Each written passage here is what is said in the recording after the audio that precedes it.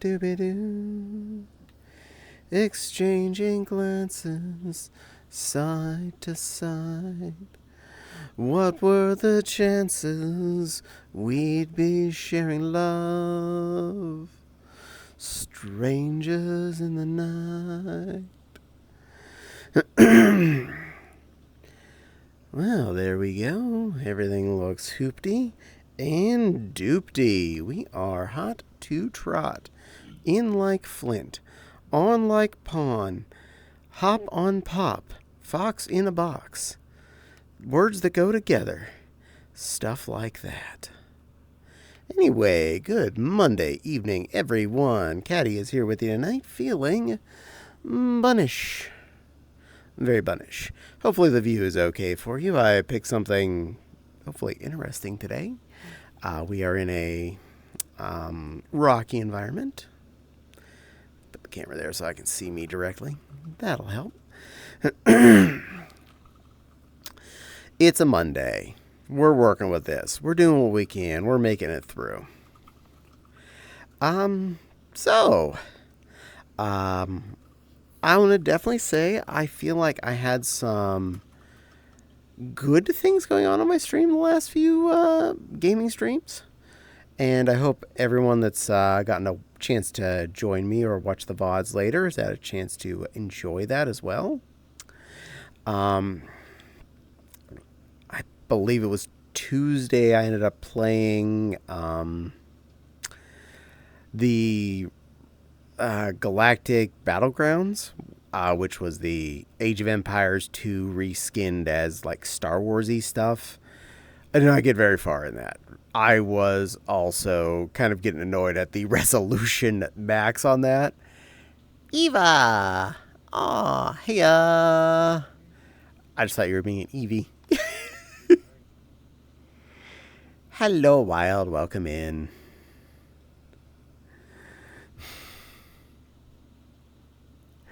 And then Tuesday night, or Wednesday, I had a very brief stream where I was testing the Atari input on the capture card device. And yes, it worked.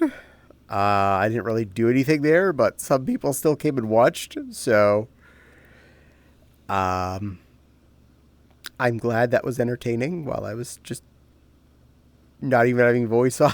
I was just fiddling with things to make sure it looked right. So, yay, at least we figured it all out and made sure it was playing. So, good on that.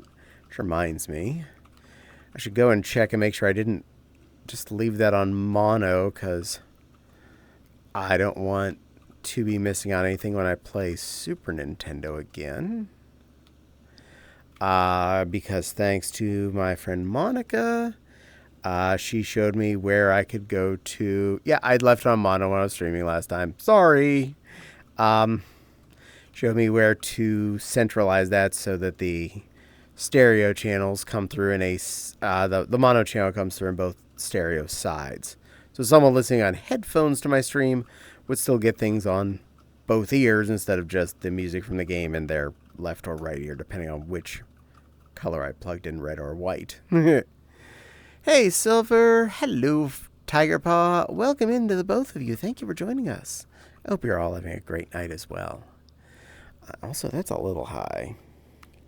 Chat, I love you, but move closer to my wrist. My wrist is down here, not up there. Thank you. That's better. Now you're back where I need you to be.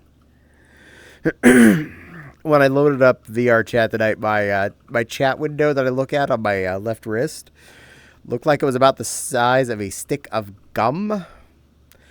Important note, it is replicating an entire monitor's height worth of chat's window, and it was trying to have it in the size of a stick of gum. I would have never been able to read any of that. Thanks, OVR Toolkit. You stay awesome.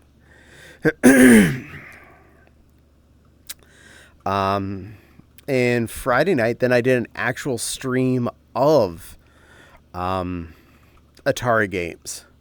And I learned a very valuable lesson. One, yeah, in a single day, a single 3-ish hour stream, I feel like I played most of my physical Atari library that I would actually care to play. This does not include a few games like ice hockey or a couple of things that required the paddle controllers, which I didn't even bring one out, so I couldn't play those. And other things like ice hockey because, that game just does not do me any good. Hey, sweetheart, how's it going? Hello, beautiful, well-behaved Bun Bun. I am doing just lovely. How are you doing tonight as well? I got cheat now. Now I see 2 of you in here. I haven't... Keyboard. No, why is that over there? Over here, baby. Thank you. Thank you, machine.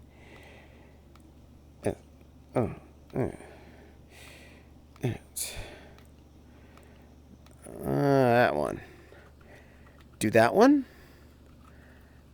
I will get to all of those things in just a second. I'm trying to type stuff. There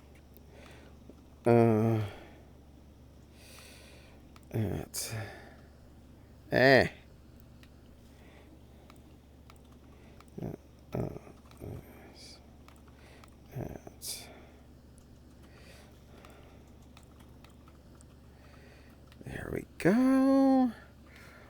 There we are. Chat. Produce. Try again. Space. At. Thank you for unselecting the chat window again as I'm trying to type.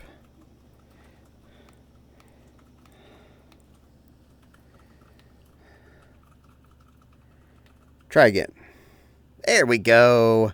There's 2 lovely beans I know stream, including Naughty Bunny, who is a very proficient streamer. That sweet, sweet Bun Bun is... I really enjoy what they do. So please, please, please take time to watch them. And Silver also streams. Go watch that cute little Babkin and, keep an eye on those kids. They're fun. They deserve watched. And I have 6 minutes of cutesy voice starting at...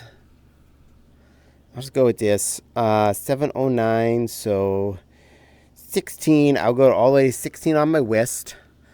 I saw that I need to do an I'm a good girl all stance. I'm a good girl. I'm a very, very good girl. I am a good girl all stance.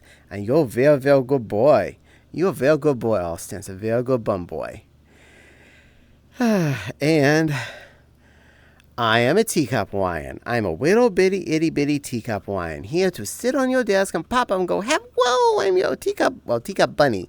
I'm your teacup bunny. Here to sit on your desk and pop up and say hello and greet you and make sure you know you're loved today. Because I hope you're all feeling loved. Love, love, love, love, love. I'm doing great. Just got home from work and done cleaning up a bit. Yay! I'm glad you are all cleaning up. Good work, Naughty. You take care of things. Get it clean. Of course. I just arrived, so I can do mod stuff if necessary. You got it. Thank you, all stance. I had to jazz up some hot dogs. My dad buys the blandest dogs, and I had to fry them in seasoned butter just to give them actual flavor. That isn't just cardboard with the texture of Spam. Ugh. I'm a fan of ballpark flanks, specifically the miscellaneous meat one, not the all beef one. It just has that nostalgic feeling and flavor for me. It's just what I feel like a hot dog normally tastes like. But I do like other brands, and will happily eat most any that anyone buys as long as they're not like cheese filled with something, because that's yucky. You're such a sweetheart. No, you silly bum bun. You're a sweetheart. You're a very good sweetheart, Naughty, and I really appreciate you. You always make me smile, so thank you for that. You're a very good girl, too. Hey, All Stance, big bunny hugs. Yeah, it's bunny night. Apparently it's bunny night, because I got All Stance bunny, I got Naughty bunny. We are full of bunnies. And an ad apparently happened, and hopefully no one missed anything too important. Hi, Naughty, and yee! Yee, indeed. Yeah. And Sunday, since Nepal was not feeling up to streaming, I did another random stream that night. Per my community's voting, the next system of choice was the Super Nintendo Mini. And I had a really good time with that. Unlike the Atari 2600, I do not feel like I was one and done with that. I definitely feel like I could easily get quite a few streams with several of those games, like Final Fantasy 13, which I didn't, or 3, which I never even touched, like Super Mario World, Super Metroid, I Link's Awake or Link to the Past, which again didn't play that night, but I mean, I again could lose days playing those games. They are long, fun, and don't feel like they're a drag. Also, I should probably look and see if I can pull out one of the better Wii Pro controllers that plugs into that same port, because they have all the same buttons that the Super Nintendo controller has, just a more comfortable grip, and that might be a more pleasant way to play. Link to the Past is good. I've played that several times. Heck yeah, that is a really good game. It is an excellent Zelda game. Control is great. Display is great. It's got a good array of tools that are very intuitive. And the Super Nintendo was a very good host to that game. Oh, whoa. Oh, whoa, Teggy. Oh, whoa. Oh, whoa to you. Oh, whoa. So I barely scratched the surface on the long-term games I did play through, like Super Mario World. I only made it through the Donut Plains. I didn't even finish it. I didn't get, unlock the Star Road or anything like that. Or that weird little pass-through that lets you go look at inside Bowser's Island. Oh, I made you laugh. Yay, I did good. And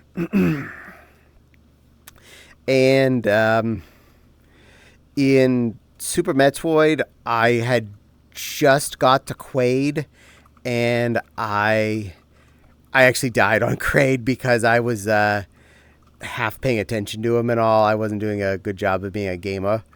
And I haven't played with the actual controls of the Super Nintendo on that game in a long time. Last several times I beat that game was not on the original system. I beat it on using the gamepad from the Wii U last time. That's how I beat it. And that was really, really a good way to play that game, honestly. Sitting on the couch, just using the gamepad as a screen and watching something on the actual TV that wasn't the game. Jack, you resubscribed. Why, thank you so very much. Hello, I got an $80 rebate on my Idiot Tax, aka Lucky on scratch-offs, so I thought I'd spread the wealth. Oh, thank you, thank you, thank you. I really appreciate that so much. Thank you so much for thinking I was worth your spending monies to be a thing to be supported. You are very good to me. This bunny really appreciates you, Jack. Thank you, thank you, thank you. And I hope my emotes and my entertainment without ads are well worth it. I think my favorite 2D Zelda game is Oracle of Seasons, but that game I spent most time playing on the original NES one. I've only mentioned once or twice, but the 1996 somebody coded the NES Legend of Zelda from scratch that eventually got a map editor and a bunch of future stuff backported. I kept putting it off, but I need to actually do the second quest and the unofficial third through the unofficial 8th quests. Wow. Oh, whoa, Waven the Dramatic. Oh, whoa. Oh, whoa to you too. Oh, whoa. I will definitely say with some of the hardware I do have now that I can plug into my computer to stream with. I can play both Oracle of Time and Seasons without a problem, because those were Game Boy Color games.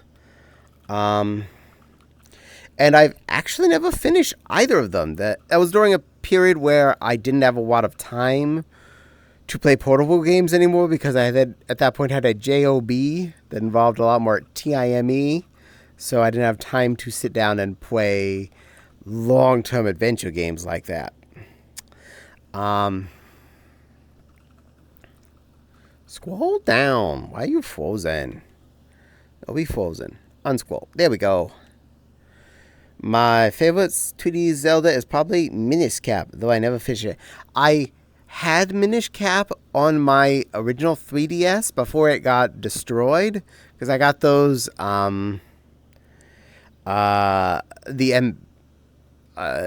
ambassador whatever free Game Boy Advance games, but unfortunately I lost it whenever that died, and I got my other 3DS, but I did beat it. I did get all the way through it. It was a really fun game. That was a very excellent Zelda game.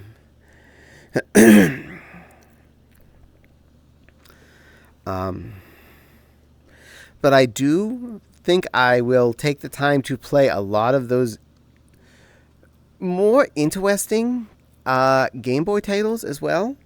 Minish Cap was cool, but not my favorite. This is fair. It wasn't my favorite either, but it was definitely cool. Since I can now should be able to play everything up to Game Boy Advance, if I remember correctly, with the Retron 5. And that plugs into HDMI. So,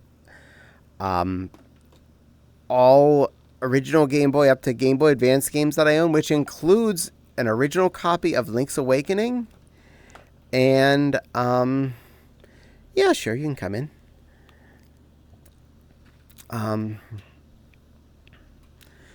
And both the Oracle games.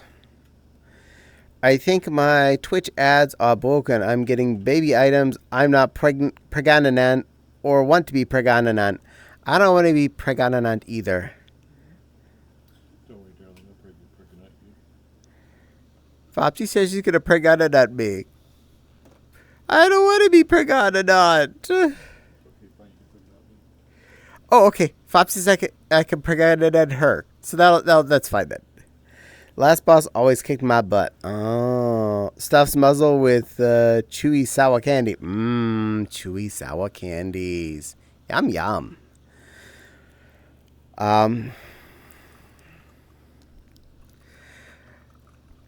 But I do intend to bust out that boat of a console and play a lot of those old weird games for you. I will probably do the next stream still on... I don't know if I'll do the mini SNES again right away, or if I'll pick one of the other ones to work with on the next stream. I'll see how I feel tomorrow, Wednesday, and Friday. You know, depends on the mood, what I feel like doing. And due to the two very supportive watchers of my stream, two people did donate to make sure I got an RF adapter for the Atari 5200. That really weird, honky, weirdo clonker box thing. And it is ordered off eBay, and it says it'll be here on Friday. I mean, it's USPS, so I don't necessarily know if it's going to be here. It's only coming from like 2 states away, so it could take it, a week and a half to get here, or it could take it 2 days. I have no idea. So we will see when it gets here. I have a 3DS in my room. Just need a new charger for it. Nice. Well, that's not too hard to come by. Those are pretty inexpensive. I get Spanish ads sometimes. I'm whiter than mayo. I don't speak the language. I understand. My YouTube will occasionally give me ads in several different languages that I do not speak, have never watched videos intentionally in. Just all of a sudden, I'm like, you're getting Japanese ads. What? You're getting Spanish ads. What? I don't speak any of that. Like, I had 1 year of Spanish in high school. And I only remember a couple of minimally useless phrases and don't understand what anyone would be saying back to me. So, there's that. A month gets 8 into indie distribution black hole. Oh my, yes. I love when package show is coming. Everything to Fort Wayne, Indiana, usually ends up going to Indianapolis first, especially USPS. The number of times I've seen a package get to Indy, be in transit to the next location, a day later, arrives at Indy, departs Indy, same exact zip code and everything, so I know it's the same post office, departs there, arrives there the next day, departs, arrives, departs, arrives, departs. All it has to do is drive 2 hours north to get to Fort Wayne.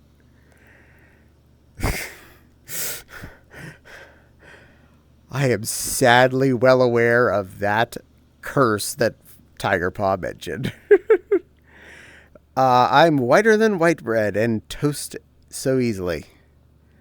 Really? You're a redhead too?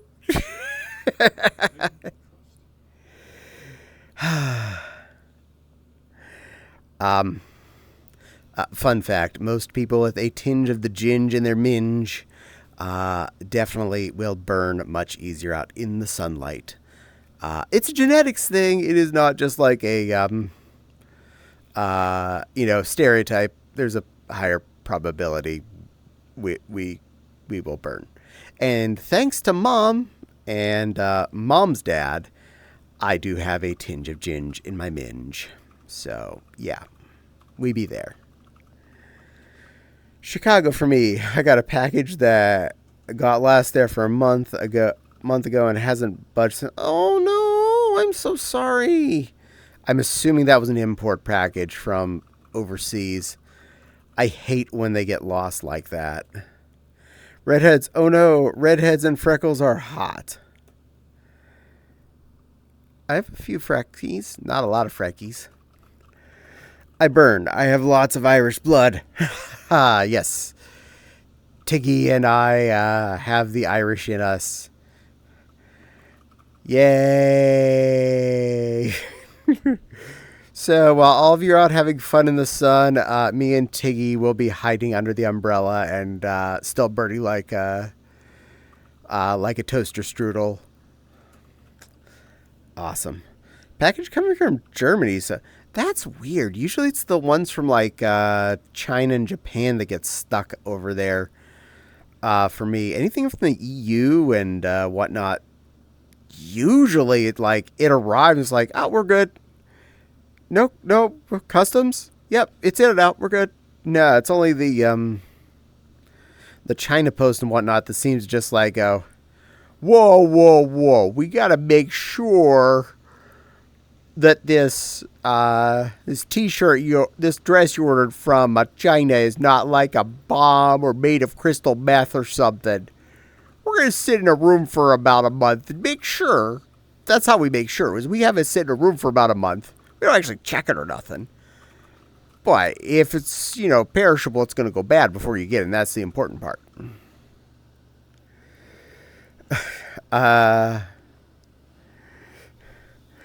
Alas, not Celt or Gaelic, answers for me, despite my mom's assurance to the contrary. Aww. I'm ribbled with freckles. I'm covered with them. I avoid at all cost. I feel this. Toaster strudel covered in white goo. Yum. Glad this stream is 18 plus because I just had some seriously dirty thoughts. Thank you. I appreciate that. Well played, Tiggy Paw. Well,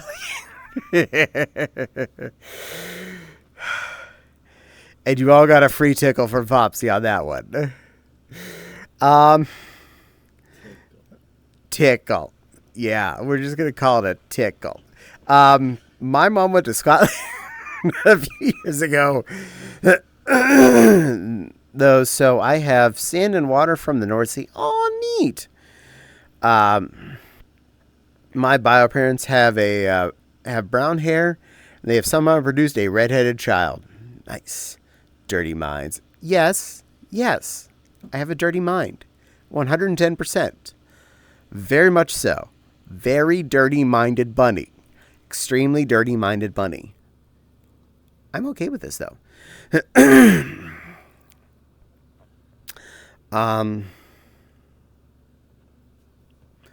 Yeah. As a rabbit myself, big save. Good work, all stance. I definitely am really enjoying the fact that I got the HDMI capture device and the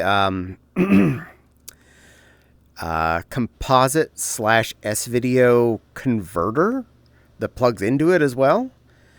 This is really advanced. My ability to stream stuff, games-wise, and a lot of things that I really have wanted to do for a long time. I'm not an average 20 rat, but for nothing. Hell yeah. I do have Celtic blood and many cousins. Nice. So, fun fact for anyone that had missed how this worked. I did post pictures of this in the Discord, but it was a bit of a convoluted way I had to go about to plug the Atari in. Now, I looked at USB TV tuners, and every single one of them I looked at make someone blush. Make naughty feel extra naughty? Absolutely. And then I'll continue my story. Naughty sweetie, Jack wants you to know how sweet you are and how much of a really, really good boy you are. Naughty, you're a good boy. You're a sweet, soft little bun-bun. Very, very pretty little bun-bun. A very, very huggable, soft, cuddly bun-bun. So well behaved in all the right ways, and so naughty in all the other right ways. We all love you, little naughty bun-bun, and we all appreciate you very, very much. And I want to, enjoy being naughty around you, my naughty bun-bun friend. There we go. That should be covered. I'm from Kentucky, so plenty of us have Irish Celtic roots. Celtic. I don't remember that. I think Celtic is the right way to say it. From Southern accent comes from Scottish Irish people. Nice. So I looked up a bunch of the USB to coax TV tuners. All of them at best said they worked with Windows 10. At best, worked with Windows 10. And many of them didn't even say they worked with computers at all. And they were like $60. I was like, no. And that's why I first started with getting the HDMI adapter. Because at least with that, I knew I had a lot of stuff I can plug in. Yes, Celtic is general term for Native British Isles folks. Celtics is the basketball team. You had it right the first time. Okay, Celtic.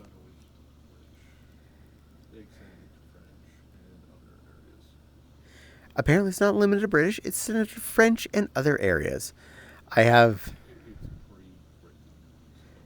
is a pre-Brited word. But yes, Ireland and Scotland especially associated with, but it did extend further down into Europe. Cool. Technically, I'm a Celtic, so even though I'm French. Apparently Fopsy is from Celtic descent, even though she is technically French. That is kind of neat. Not feeling good. Bad GERD attack. Made my throat burned. I can't talk of it. That's okay. I hope you feel better, little girl. Feel better, little Hopkin. Um, so I got the HDMI adapter first because I figured if I can make that work, I can work from that at least. And it was only $40, and I'd heard other people say they had success with that, so I was going to roll with at least something I could use my Amazon credits on. And it showed up the very next day. And yes, I was able to figure it out after a little bit of finagling. And yay, it worked. And I was like, well, I found HDMI to TV tuner and HDMI to composite/S video. The composite test video thing was only about $10. I'm like, oh, I'm just buying that. That covers most of my game systems that are not the Atari. And then I would just potentially go with the TV tuner to cover the Atari and anything else that is basic RF adapter stuff. As long as you have Irish roots or Scottish, you're considered Celtic. Caddie, be aware of lag. I am sorry about any lag.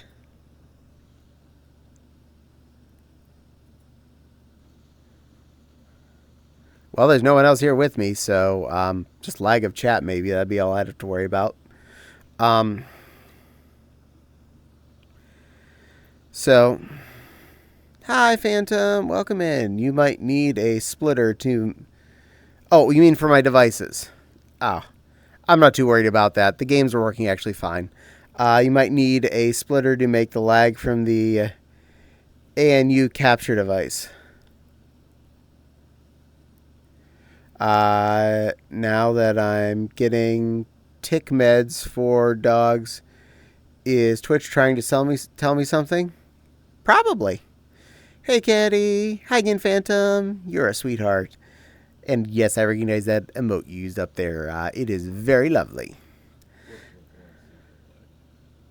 But no, I've not actually had any real lag with my games that are coming in through the capture card. It's actually been really smooth. I've had good control from those things. Response has been great. Anyway, back to how this actually has been working. I got the composite/S video adapter, which great. That worked. That was only $10. 100% worked. And I tried using the TV tuner, which is straight up a TV tuner, which is pretty darn cool. Yes, we mean a capture card. OBS is known for lag, but that's all I have to say. That's fair. But I've not had any real problem with my games lagging for control purposes, so we are good. If you're getting a lag on the audio for the OBS compared to the video, I apologize, but there's not much really critical going to go on with any of that shit. It's music for Mario. It's not like it's like life threatening. The da da da da da da syncs up with me jumping. You're gonna be okay. You're gonna live. You'll be fine. I promise. Anyway, back to how this works. So the TV tuner I picked up was apparently a digital over-the-air tuner card. Interestingly, when I had plugged in anything into the antenna port, which is basically just a coax port, like a cable TV port, I was actually picking up about 6 channels. Not kidding. And I wasn't even trying for that. I got about 6 local channels, like an NBC and a CBS or whatever. I don't remember exactly what. But I was actually getting 6 channels to come in through that TV tuner, which is kind of interesting. For something I wasn't attempting to do, I was like, boom, signals. Well, worst case scenario, I can plug that into the back of one of our televisions and we can just get some over-the-air stuff, because like Jeopardy came in. That was the first thing. I was like, I do the auto tune. I was like, And I'm like, well, I wonder what's going to happen. It scans for several minutes, and all of a sudden, out of nowhere, I just had Jeopardy. I had effing Jeopardy on my screen. I'm like, what? Do do do do do. Yeah, it was actual. Just the today's episode Jeopardy was coming through. The problem was, as I mentioned, it's a digital TV tuner, digital antenna TV tuner. Did not pick up the RF adapter. Would not pick up when I used one of the direct pop-off jack ones where it changes the coax port to a RCA port. Is what you get off of the splitter for an Atari or a Nintendo. Nope, nothing, no signal at all. Would not pick it up. Would not pick up on channel 2, channel 3. Tried even the Super Nintendo, which has the option of channel 4. Nothing. Would not discover any of that. Sadness. I spent a lot of hours pulling out different devices, different RF adapters, just to see if it was like a my fault kind of thing. And pretty much exactly at 4 hours, a little before 4 hours in, I was looking up, is there a way I can convert the RF adapter from an Atari to composite? Because I have a composite adapter. Lo and behold, I got an answer of yes. First, I found a $60 adapter that I could use that is designed to do a analog TV conversion, which would do this, and plug into an HDMI port. I just kind of bookmarked that and didn't touch it. And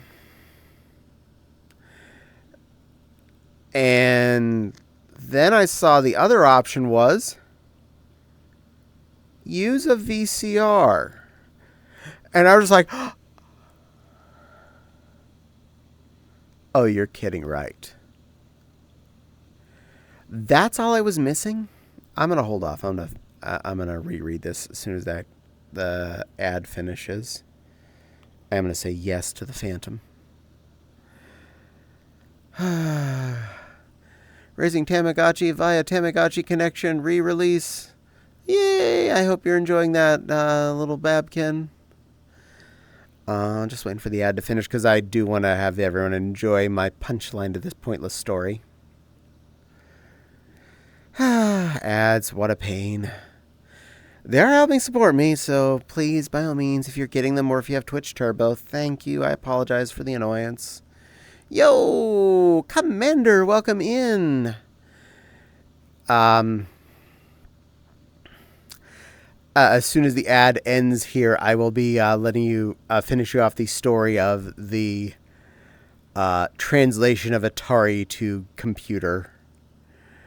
It should be over very shortly, and then you will get marveled by the technological stupidity that this was. And the ad finished. Okay. So, after I looked at that analog coax TV adapter to HDMI converter device, which I groaned at the about $60 price, and the one of two only that were able to do the thing, and may or may not even work from the reviews, I saw one of the other options was use a VCR. And I just stared. Oh, you're kidding. Why didn't I think of this before?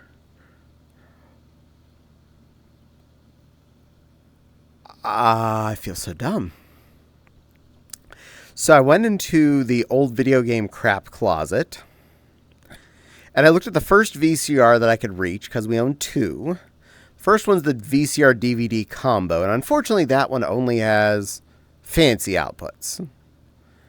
So that was in inputs. That was not going to work. But I remember my old VCR from when I was a teenager is in the closet. I dug around. got sent to. I am so sorry. I don't know why. I'll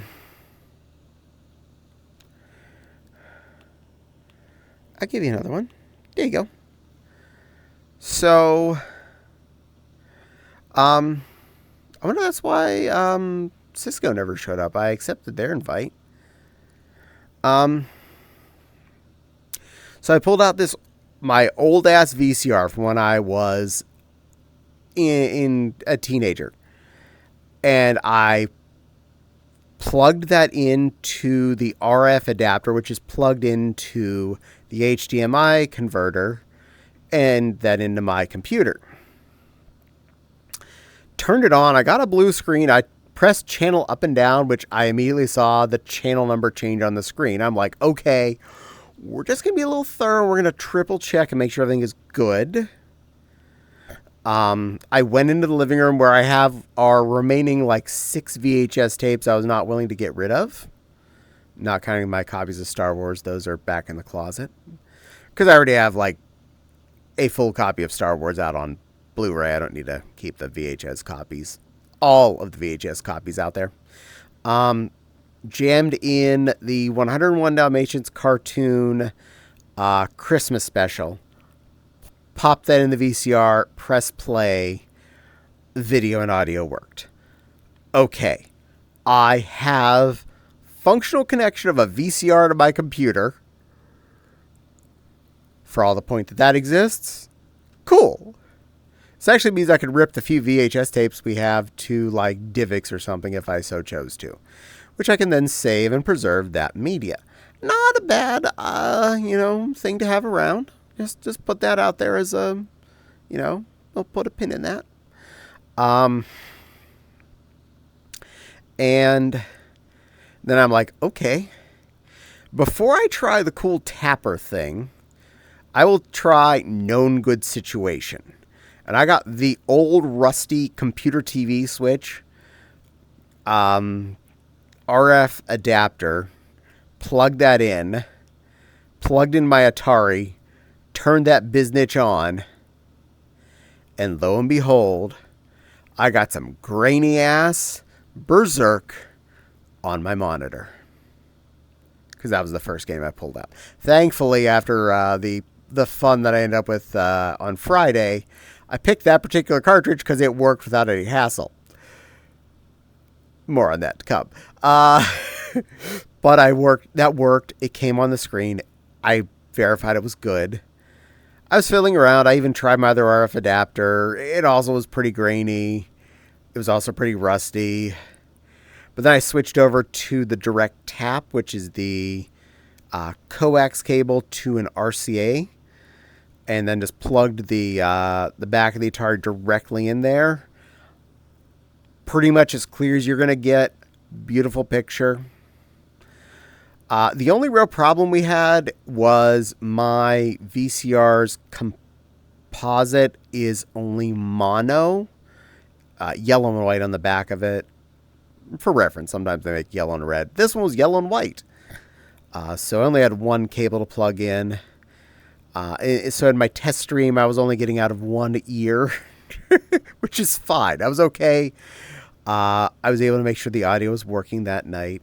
It took about 4 hours from start to finish, but I did make the test stream where I just kind of had Defender on the screen making noises while I just did all the fidgeting I could. And later that night, my friend Monica said, who also does really old retro shiz sometimes, remembered where the turn mono into both speakers on OBS was. So I was able to do that.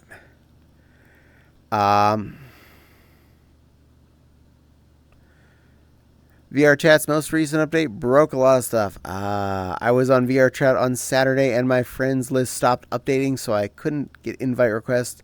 Cuddle Shy, since my client refused to believe that she was online even when she was in the world with me. Nice.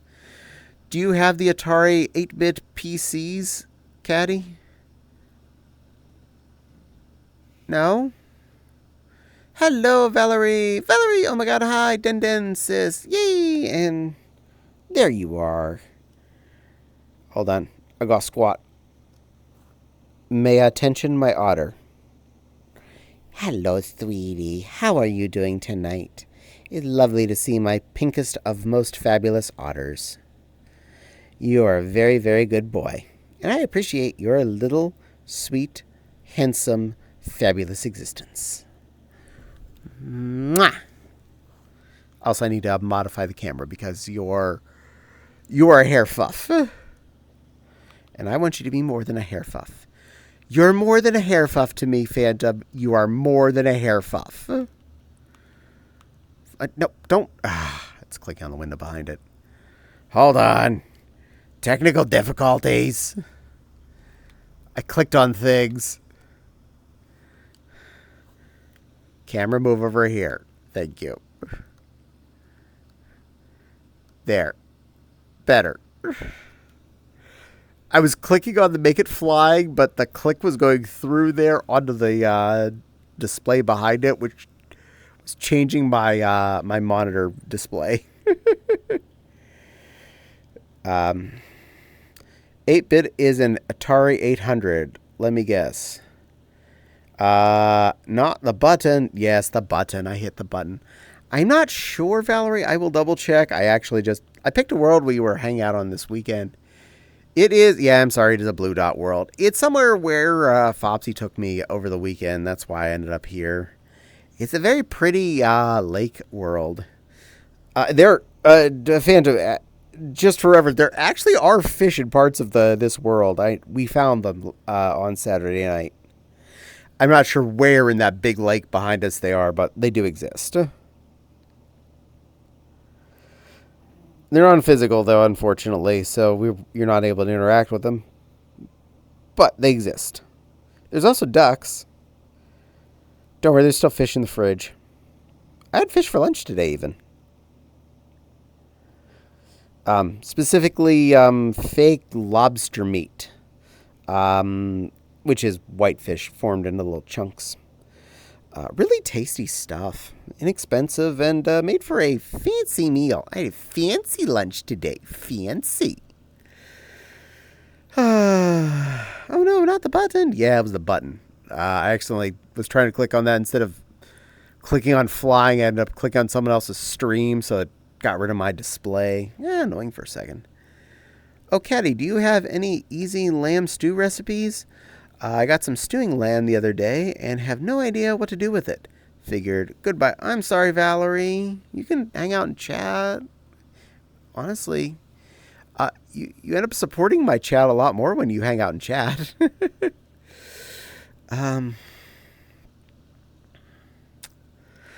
Lamb stew, no specific ones, but lamb stew meat works very good in chili. So if you want to make a very, very tasty chili, lamb works well in that. Nom, nom, nom. How funny. I'm sorry. I'm not trying to be mean, Val. It actually does help the stream when people chat in it. It actually makes me more visible and has a higher probability I'll get random people show up. And helps unlock things like VIP badges. I only have a limited amount of them, so the more people that chat at the same time, the easier it is for me to get stuff. Meow.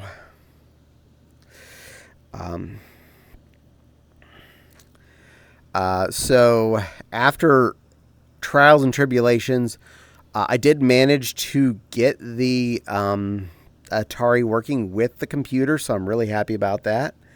I named a Nicket after Fopsy. Oh, that's so sweet of you. Nickets are sweet. Huh, I never would have thought of that. Oh, chili? Oh, heck yeah. One of my, some of my best chili involves lamb as part of the meat. I tend to do a multi-meat whenever possible.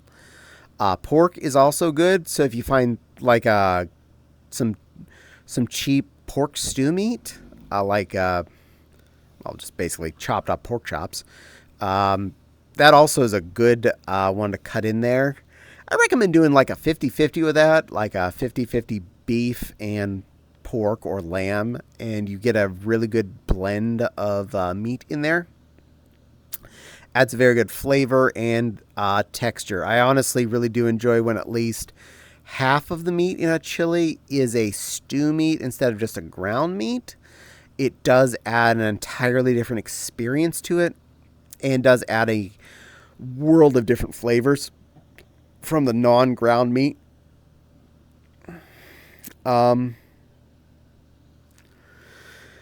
So when I streamed on Friday, the audio was coming out of OBS for my capture card, but it was not coming to my speakers for some reason. I think I've figured out how to jank it in and out of working on my speakers by changing the audio settings off and on when I open it. We will see if that replicates again next time I go to do this. Because I did make it work on Sunday when I was playing the SNES. Hydrate. Yeah, I probably need that. Where am I physically? Because I moved a little today. My play space was annoying me. I need to remap.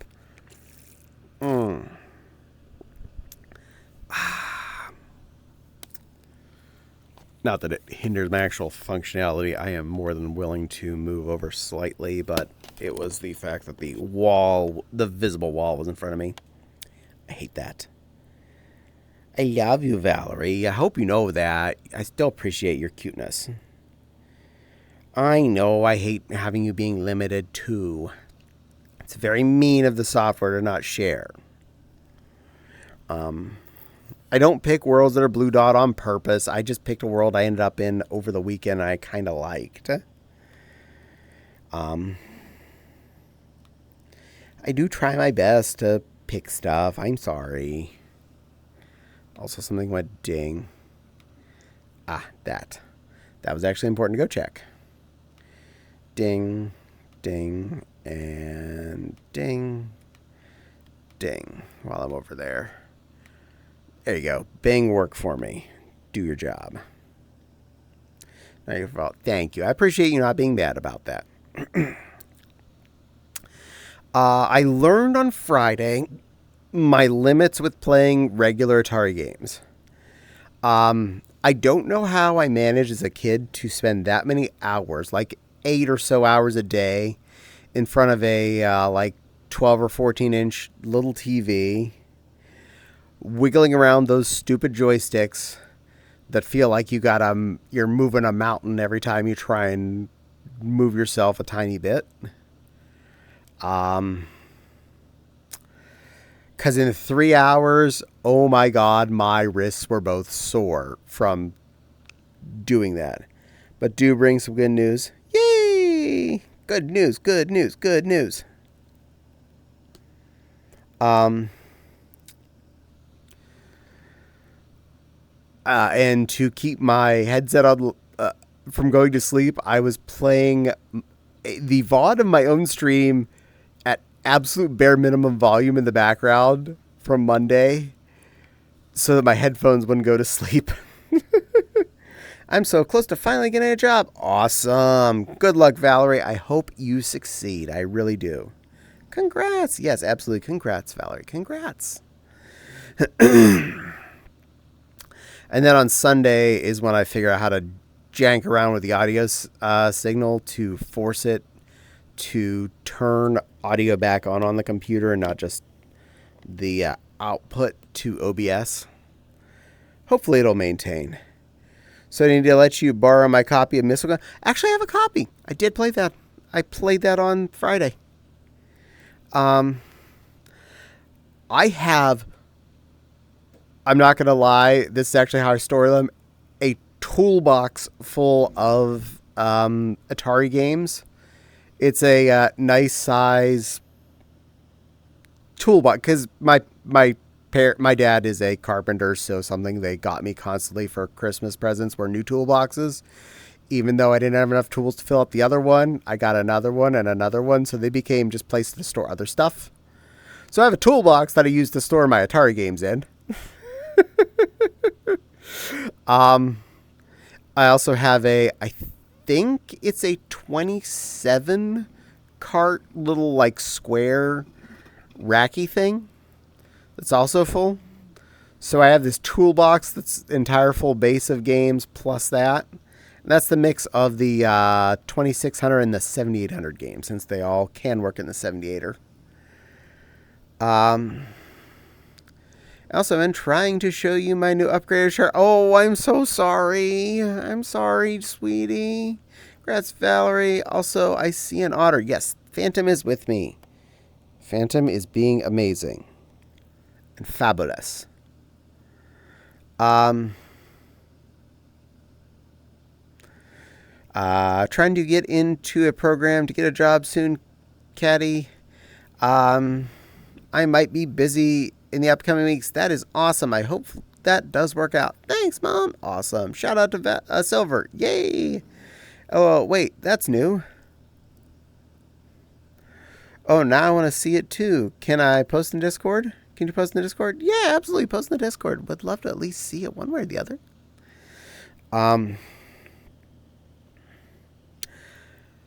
Missile Command was definitely one of the games I did play on Friday.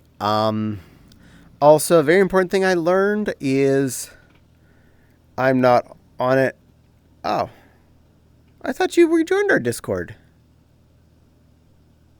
Or did you end up leaving again? I'm sorry. I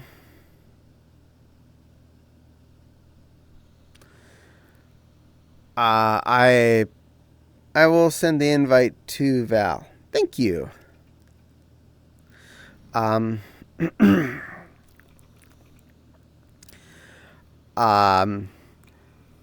lot of my, well, all of my regular Atari games, my 2600 games are early 1980s and possibly earlier.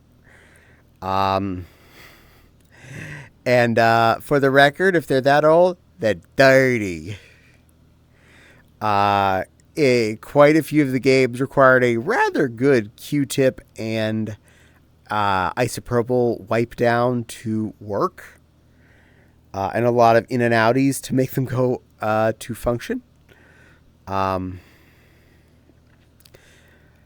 got most everything to play. One of my copies of the original Donkey Kong would not, but the other one did, so we're good.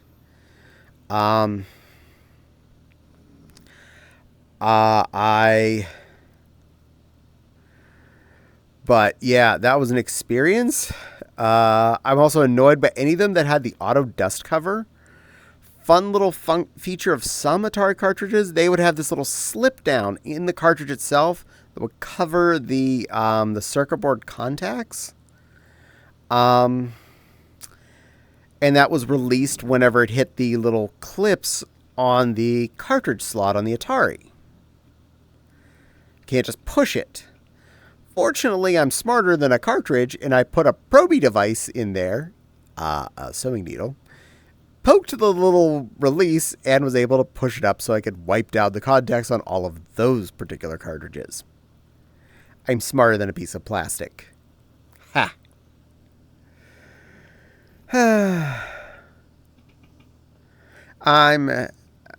I've been having a really bad depression. I'm sorry. I just can't do a lot of stuff anymore when trying to crash out. Understandable. Pong, baby. I actually don't own any of the Atari Pong clones. Fun fact, there was never actually an Atari Pong. There were quite a few Pong and Pong-esque games that were put onto the Atari.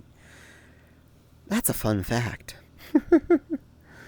I'm sorry, everyone. Don't be sorry, Val. We appreciate you for however much you feel like being.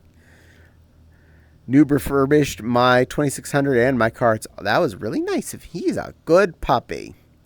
I need to talk to him and see if he has any extra duplicate games that he wouldn't mind potentially helping my stream with. I have the 7800 Plus Caddie. You might want to pick up the wireless Atari controllers. Might be a nice option. It's okay, Velvet. I know the feeling of depression. It stinks. I sent Val the invite. Ha, he expanded my collection. Ooh, baby. I bet he did. He's a very expensive puppy.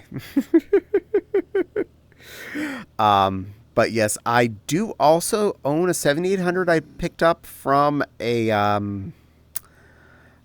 Goodwill at some point, and I have a.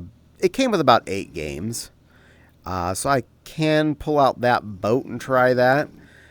I don't really see that being more than a single one-off stream thing, but or an every great once in a while pull it back out thing, because I have no nostalgia for it. That is effectively equal to the functionality of a Nintendo, but the games were never anywhere near as high quality as a Nintendo.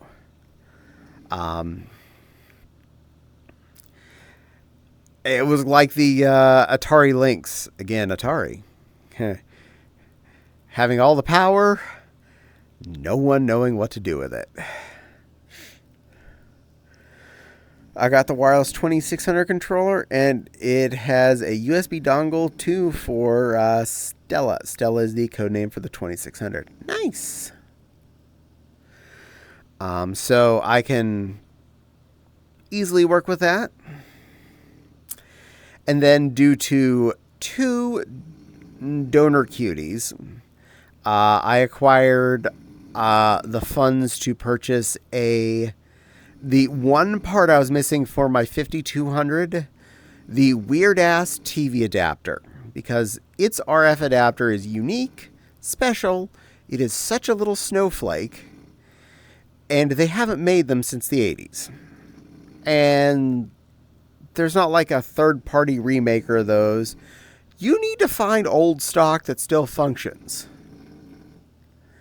The Atari 2600 used the same chip as the Apple II and the Space Shuttle, the Rockwell 6502C. Nice. I got questions. I got answers.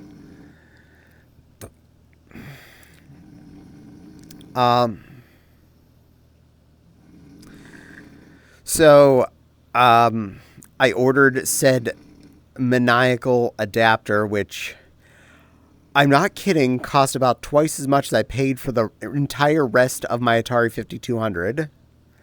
I spent, I believe, a 20 on the system, a couple of controllers, about 8 games, and the power cable, but no RF adapter. How accepting are latex bodysuit furries? How accepting are they as a whole? Pretty good, I suppose. I know quite a few of them that are very accepting. That tingled in my brain. Which company slogan was that? You've got questions? We've got answers. Atari 5200 was the kiss of death for Warner Brothers. Ah, okay. 5200 also had a weird shaped cartridge, which is the why I absolutely was hoping to get that bad boy up and running, because those 8-ish cartridges will only run on that device. And that's a step between a 2600 in power and an NES. So better than a 2600, probably better than a ColecoVision or Intellivision by just a tiny bit, but not as good as a 7800 or a Nintendo. Amazing how many steps were taken video game wise in that really brief period. Oh no, that was a legitimate question. Radio Shack, you got questions we can't answer. Thank you, Commander. Awesome. If you have a compatible 5200, you can play 2600 with the cartridge adapter, but it's not worth it. Yeah, because I mean, I have 2 other things I can play the 2600 games on. I have a 7800 and an actual 2600. Why do I need to buy another adapter for the 5200 to play the 2600 games on? Oh no, I went cross-eyed. Yay, more shouts for Silver. Gives, oh, that was that. Good work, Phantom. Good work. You're a good Phantom.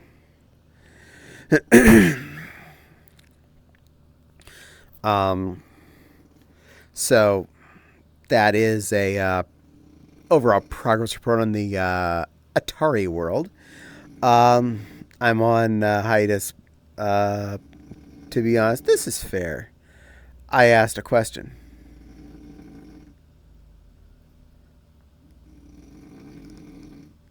I thought I answered. How accepting are they? I find them to be moderately accepting.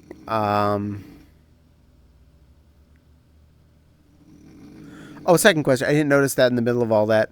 Are you considered a fursuiter if you have a as partial? Yes, yes, you are. A partial fursuiter is still a fursuiter. You still count. Um, partial fursuit is still fursuit 110%. In fact, Anthrocon this year, much of my fursuiting is probably going to technically be partial. I am completing all the outfits with covering lycra bodysuits and whatnot, so that it is not like there should not be, hopefully, any human showing. But technically, I'll be going out a lot in Daisy and in Mewtwo as partial. Also, my glasses are pushing on my nose in a funny way. I apologize for taking my hands off to adjust those, because it was actually hurting my face holes. There we go. Scrunch that up a little bit. Come down a little more. There we are.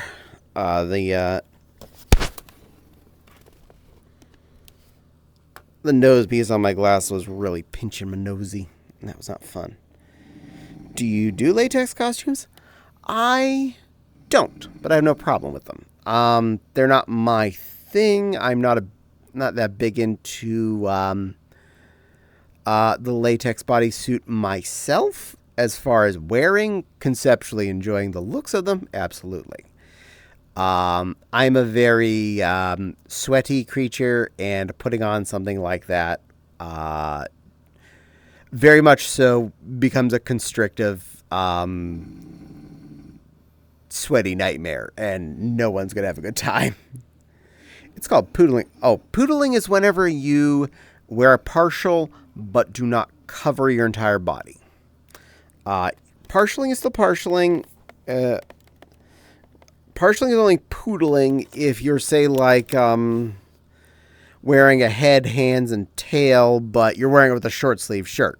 So you still have from here to your to your armpit is human is showing, or maybe you're wearing shorts as well, so your legs are sticking out. That's poodling. And there's nothing wrong with that. I am not, complaining about that. I'm just letting you know the definition of poodling in this case.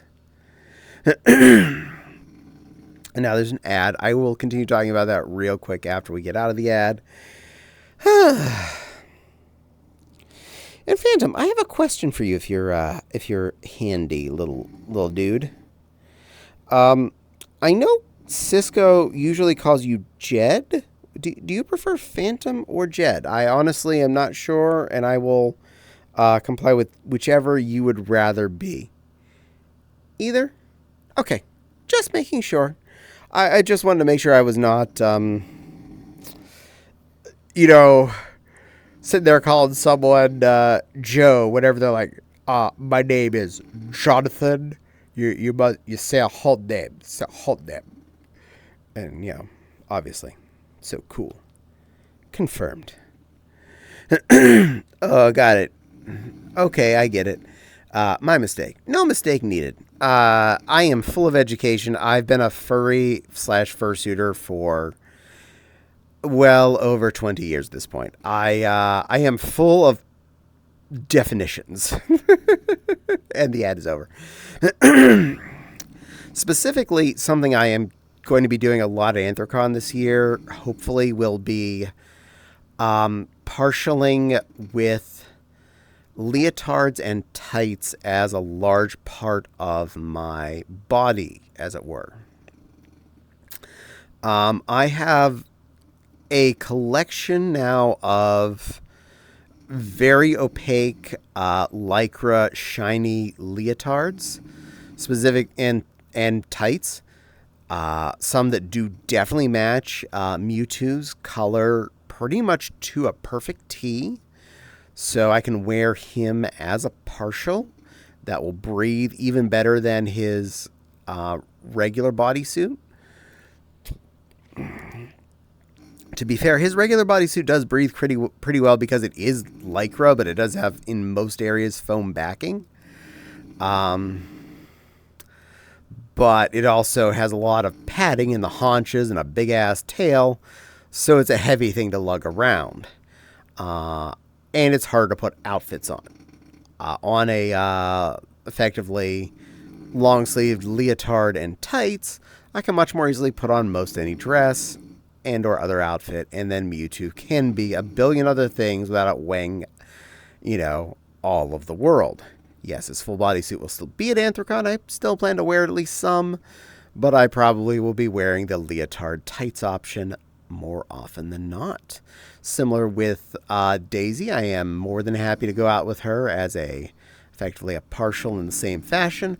Her body does not fully match the leotard, but the fact that I'll be doing it more as a ballerina and stuff with her, making the leotard and tights more of a aspect of the outfit than just a hiding the lack thereof, which is what I'm doing with Mewtwo. I'll be suiting throughout AC this year, but more like the suit and tie style. Ooh, are you going to be wearing your handsome Mr. Sailor Man suit? I love when you wear your Mr. Handsome Sailor Man suit. You look so cute in that. Not even trying to wind you up there, Commander. You look adorable in your little Mr. Sailor Commander suit. I'm not trying to be, demeaning or anything. By the way, I'm saying that I just really, really trying to compliment the fact that you do look hot in that. No non-military. Oh.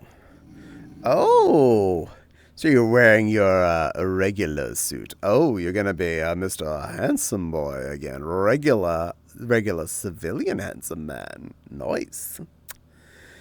My head is full of so many dumb Jed jokes. Nice. Dumb jokes about the name Jed, I mean. But I'll refrain from making them. It's fair. Mullet is not for regs. Nice.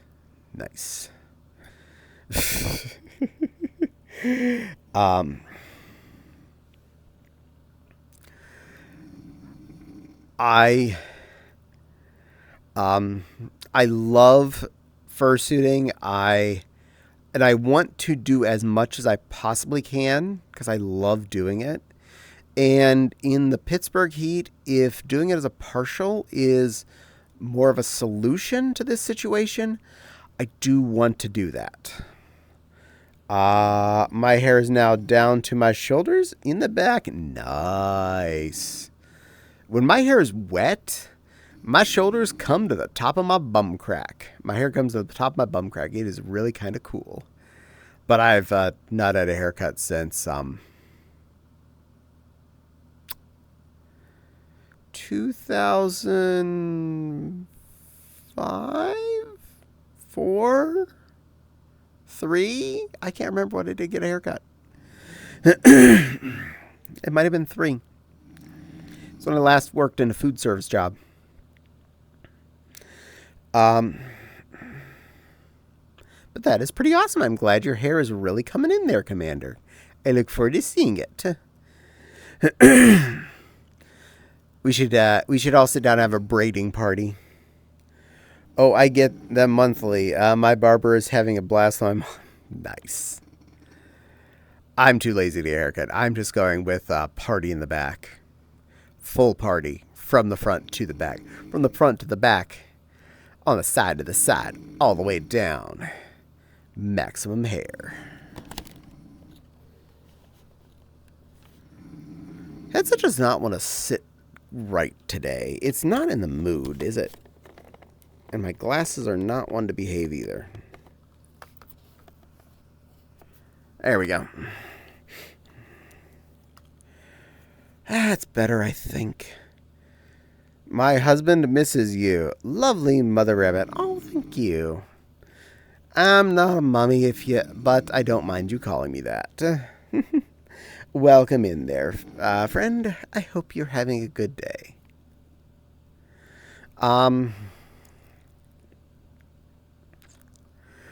So yeah, I'm hoping to spend more time wearing a lot of my fursuits, being a lot of being having a lot of out time in public, meeting with the public and the other furries, and enjoying my favorite part of the con, and that is getting to wear fun stuff out and about.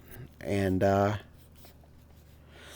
that's a big deal. And well, it's more important to me than it is going and doing things like going to the dealer's room or whatever. Is getting to be a fursuit, getting to be cute and girly, and just doing all the fun stuff.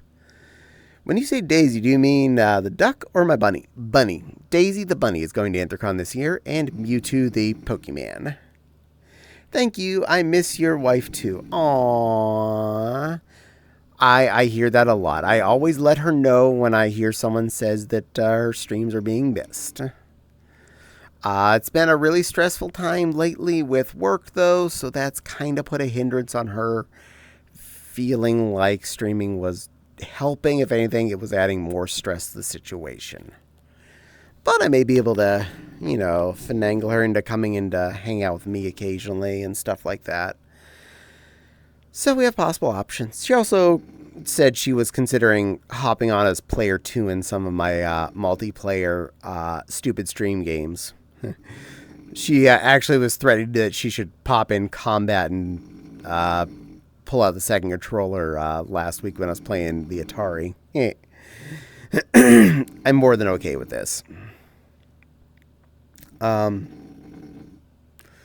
So yeah, options there. Definitely not a problem with that. But I have several outfits I've been test wearing here before the con to see what will work, what won't work, what is space efficient, what is not space efficient. And I have a lot of good ideas. So we're going to see what I can get in, especially now that I made Daisy's smaller Pete's for travel. That'll definitely help the situation.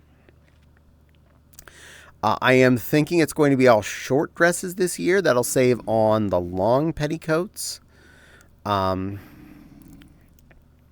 the shorter dress alone take up less space individually. So as long as I'm sharing the same petticoat stack for all of them, I can more easily fit in several different options to wear throughout the long weekend. And yes, I do have a variety of short dresses that I could easily squeeze in that, when folded up, take up like a fraction of space. Whereas even without the petticoat, most of my princessy dresses take up easily a half a large space bag. But I can like squeeze a short satin dress into like a corner of the tote, like a little tiny space. It's amazing how small they can get without getting wrinkled. I wish I had a fursuit for Retro Gaming Expo. I would have been a great idea to make my Hopkin, but the ears are too rough. This is fair. Hopkin ears are big. That can be a hassle.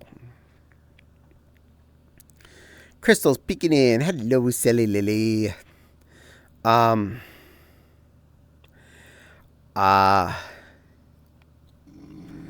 So I'm hoping to get a lot of options. I don't necessarily know if I'm going to get a chance to wear every option I pack, and that's okay.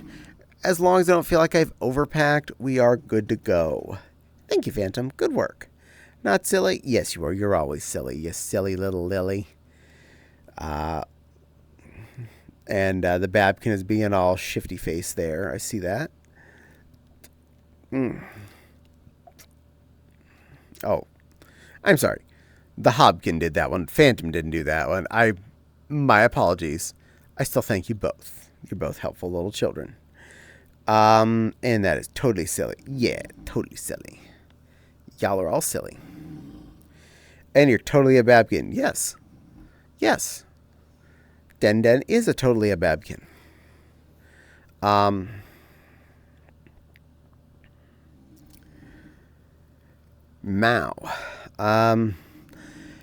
into some of the more fun parts. Talk to someone like lovey Denny for being a little bit. Denny, sweetie, you're a good little Babkin. You're a sweet little baby Babkin. Soft little baby girl. With your big floppy ears and your big pacifier and your big crinkled diters. You're such a good little baby girl.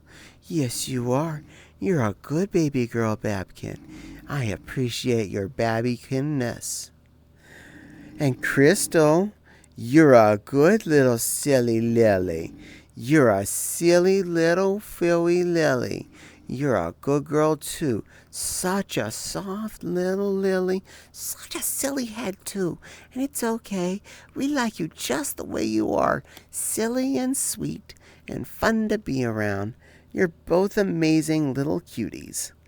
Why? Because she had point two. Fair is fair. You both win. I know a lot of you come here for the food discussion, so we're going to get into the food. Oh, awesome. Well, you get some sleep there, little sweetheart. I'm going to duck down and give you some loves before you go. Thank you for being amazing. I always appreciate you. You are a good boy. You are a sweet, fabulous, amazing, beautiful, pankest otter ever. Mwah. Thank you for brightening my day. Night-night, little otter. Standy uppy. Food. So, Sunday night, Saturday night, I decided to do something I hadn't done in a while, and I knew was hiding in the freezer. I was going to do one of the pre-marinated loins of some sort. Lurking. Fed was off to lurk. So I dug in the freezer to find either a turkey or pork loin, whatever I found first. I found a turkey one, so that's what we were having. They take about an hour to cook.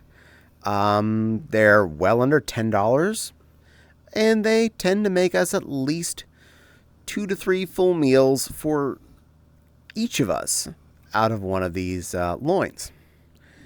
So I plop that in a baking dish. It comes out as 2 triangles. They're the breast tenderloin, so they're the chunk of the turkey breast underneath the big part, still in the rib cage zone, just underneath the big part of the muscle. They cooked up really good. They were a garlic and herb one, super juicy and tasty. Super loved that. And I cooked a box of stuffing and a can of, I think it was green beans that night. Made for a really good, really easy meal, and of course made leftovers out of that. So I ended up having some of that tonight for leftovers, actually. Just had to cook up a fresh can of veg, which tonight was peas. Easy peasy lemon squeezy. And there's still a good bit of it left in the fridge. Because the first night I cut up one of the 2 boob lumps, and we didn't even finish off that. There were still 2 slices of the first boob lump in the leftovers container. So good value, really good value. And Sunday, I did a soup. After Easter's ham, I saved some of it and threw it in the freezer. Most importantly, since it was a full actual spiral cut ham, I saved the bone and whatever I couldn't carve off of it, period. So that was in a freezer bag by itself. I also had chopped up some of the non-spiral part, because when they spiral slice hams, usually there's a chunk, like a top third of it that is not cut. I chopped that up into little cubes, and some of the rest of whatever was left, maybe a pound to 2 pounds. I'm not entirely sure how much. I did not weigh it. I just made a baggie. And I'd thrown that in the freezer as well. So I pulled out both those pieces and a 15 bean ham and bean dry bean baggie out of the pantry. Couple cans of diced tomatoes, 1 fire roasted and 1 with green chilies. A very large purple onion, and a couple cloves of garlic. And I made ham and bean soup. It was a very, very good soup. I let it, per the recipe, as long as you soak the beans overnight, it only takes an hour and a half to 2 hours for it to become soup. I let it go for about 6 hours because I know it tastes better when you let something like that just simmer longer. But, drain the beans that it's soaked, I put the ham bone directly in with them to start off, as well as their 8 cups of water, and let them come up to a boil and then start simmering. In a separate pan, sauteed off the onion. It was a very large purple onion, which filled up my medium-sized saute pan. That means there was a lot of onion when it started.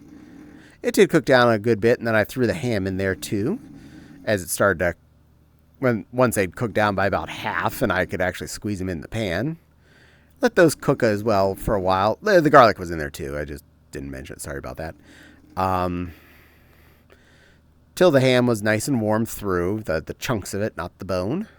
Then dump those all into the sauce, along with the 2 cans of tomatoes, and some extra seasonings because I'm cray-cray like that. I did put in the seasoning packet that came with the beans just because, heck, let's just go for broke here. We're going for all the flavor we can muster. A little extra garlic, onion powder, and stuff, just because, again, I want this to taste good, and seasonings are cheap. After several hours of simmering, it turned out delicious. I had thought most of what was left on the ham bone was literally fused to the bone. There was no way it was coming off. Not only did the joint of the ham bone naturally separate in the boiling process and the simmering process, meaning, I definitely broke that thing down. The bone marrow on the ends of the joint, where it's open, actually had reduced in, it was no longer all the way to the end. Like, oh my, it did that too? Nice. And the bones actually looked clean except for some of the the cartilage parts that were attaching the 2 bones were still attached to one side but not the other. That bone and all that ham and all that slow cooking, it was a delicious pot of soup. Stupidly filling, cost almost nothing. For one thing, that was off of the Easter ham, meaning the ham itself, when I bought it, was like $9, which we ate for a week straight. So I already feel the ham has paid for itself. If you tried to budget it down out of the weight of the ham, I maybe had $1 worth of ham from the ham itself, not counting the bone involved in this. And then, of course, the bone, which is basically just effectively trash unless you're doing something like this. And it got to use its all to give to the soup. And, of course, the 15 bean mix is a really lovely mix. It definitely adds a lot of different elements, a lot of different bean flavors to your party. It was a great experience. Again, I love making that, especially when I happen to have a ham bone, not just going and buying like a ham steak or two just to get the amount of pork I need to include in this.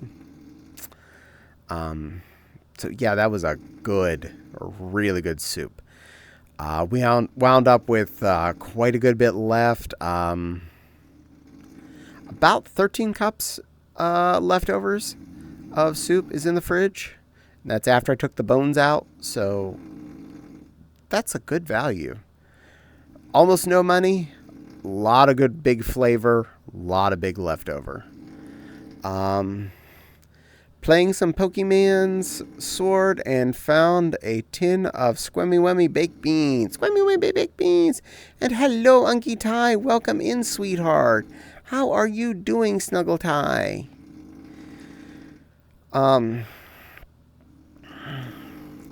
So, yes.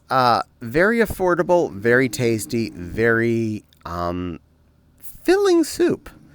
It both Fops and I really enjoyed it. And leftovers in the fridge, we'll be eating that much of this week. I am looking into doing a lot more extremely cost-effective foods like that, especially ones that potentially take more effort and time, since I'm about to have a lot more time in the very near future. I'm doing absolutely dandy, so yay! I'm glad. I'm always happy to see you, Unky Tai. Thank you for joining us. You make me smile a lot.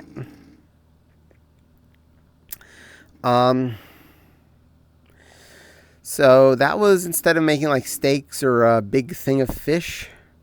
As do you. Oh, thank you. I don't mind doing stuff like that. Honestly, it actually took more time to make that it does to make a steak dinner. Super cute animation I got of your auntie, and I'm almost done. Oh, yay! I look forward to seeing this. It actually took more time and effort to make the soup than it does to do the steaks. And I'm not counting the simmer time or anything. I'm talking about the actual cook time. Because it took longer to cook the onions and the ham in the pan, which I still had to be in the kitchen for, than it takes me when I'm out grilling a steak. Because grilling a steak only takes about 6 minutes. And putting the fries in the pan, even taking the time to put the steaks on the marinade and stuff, all of that is very minimal amount of actual time standing in the kitchen and or at the grill. I am not giving up steak. I am going to, though, limit steak to maybe once a month for the near future due to financial situations.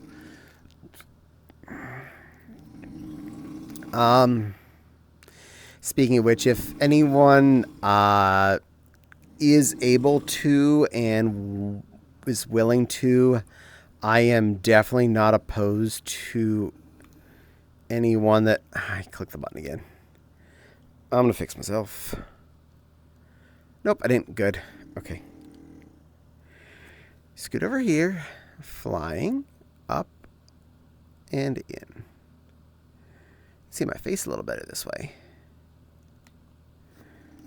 There we go. If anyone is willing to and capable of helping support me and my channel and my Fopsy, at the moment, due to our financial situation and employment interaction in the very short period coming up, any extra funds into the account would very, very much be appreciated. I don't want to just sit here and beg for money or anything, but at least for the short term, any support anyone could possibly give is 100% appreciated. You will honestly be helping keep food on our table and lights in our house, and that would be... Commander! Thank you. Thank you. I really, really do appreciate that. You didn't have to. I mean, you never have to. You know that, and thank you.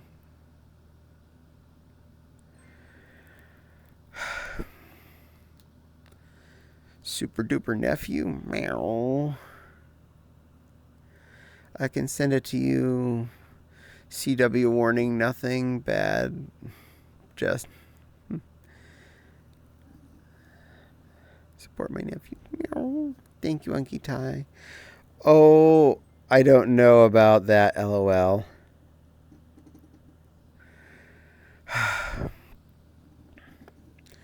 My sub is ending in 2 days. Oh no!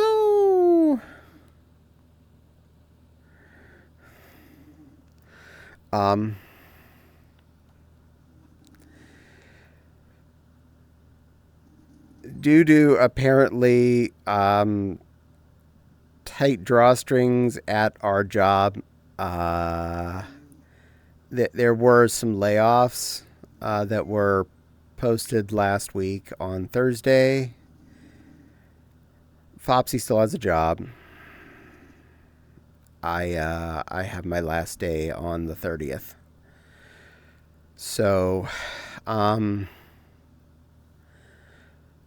we're not broke. We're not deadly poor. I do get severance. I had worked at this job for 19 years, and they are paying. The max is 30 weeks, which I definitely hit of severance, so I will be getting that. Um, Also, any unspent PTO, which I had just over 3 weeks still that I hadn't used yet this year. I'm literally, my first scheduled PTO days are this week and next week. One of which I have to take because they wouldn't cash out the floating holiday. So I'm spending that particular 8 hours and 8 hours of my regular. And then I'll just get paid out for the rest with my last check, which will show up in early June.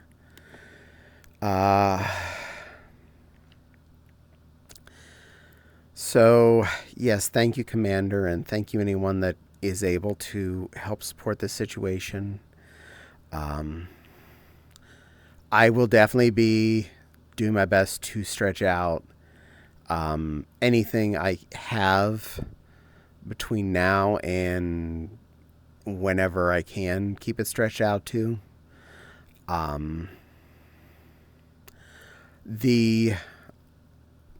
The tighter I put the drawstrings, the longer we'll be able to last before my job situation has to have changed from nothing to something. Obviously, I'm going to have a lot more ramen days than filet mignon days in the near future, and that's okay. I would rather have a few more ramen days and not have to have any extra days where I'm worried about whether or not we can pay all the important bills. And before it comes down to the severance money has expended, if I've not gotten a real job by then, as in something career related, I will break down and get something to hold over. Like working over at the grocery store or at the Walmart or the Meijer. Whatever it takes, I will make sure that I am being supportive of our household income. And I will not just leave this on Fopsy's shoulders. Hopefully I do get something sooner rather than later that is health insurance. Because I may end up floating with no health insurance for a 7-month period until I can get on to Fopsy's. Whenever re-enrollment rolls out, like I would get put on it in November, but I would not be able to access it again until January. Hello, Valerie. Welcome back.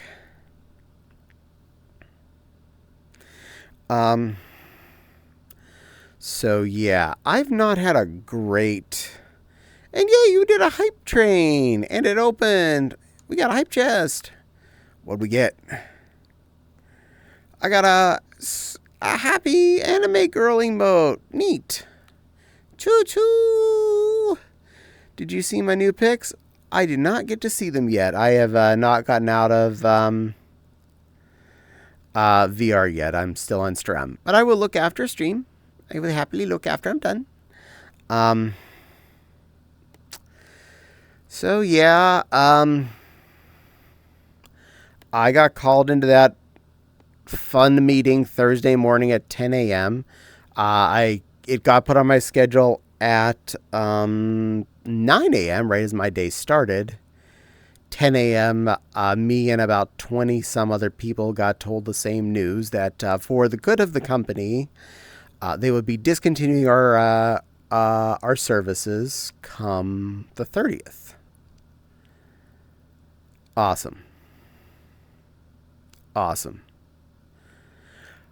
just to save the company money because they weren't making enough profit this quarter, and they didn't like the fact they were making enough profit. They have to be making enough profit, or it's not good. They have to be a fully profitable company, not one that supports its customers or employees. It has to be enough profit for the shareholders to think it's worth investing in. Oh, whoa. Oh, whoa to you, too. Oh, whoa. Why is that up like that? Hold on. My cursor's in a weird place. There, that one way. Wait, for the good of the company? Leave the company? No, for the good of my now about to be former employer. So after 19 years of loyal service, I am officially going to have to be job hunting. I have, yeah,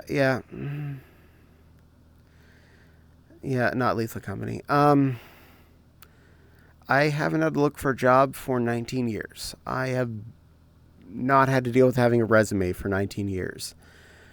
I need to go figure all of this out. I need to get on LinkedIn. I need to actually do the hard work again to go job hunting. The last time I did that, it took me about 5 years to get a real job after college. It took me 5 years to get this job. And now I got to start again.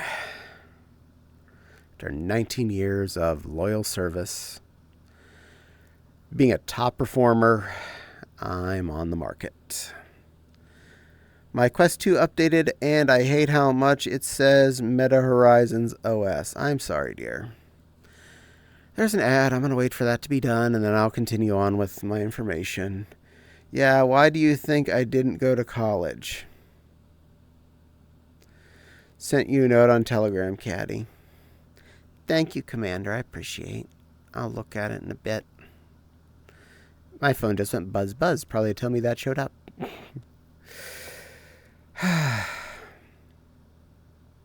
Well, most of your subscribers at this point anyway, thanks to a certain Kasune.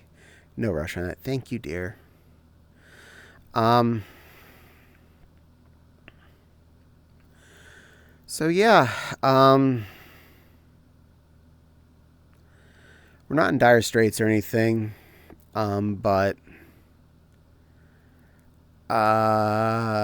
this really sucks. I don't think it's really hit me fully. Definitely a bit on the stress side. Thank you, Kitsune. Yeah, thank you, Commander, for giving Valerie a sub. Yay. But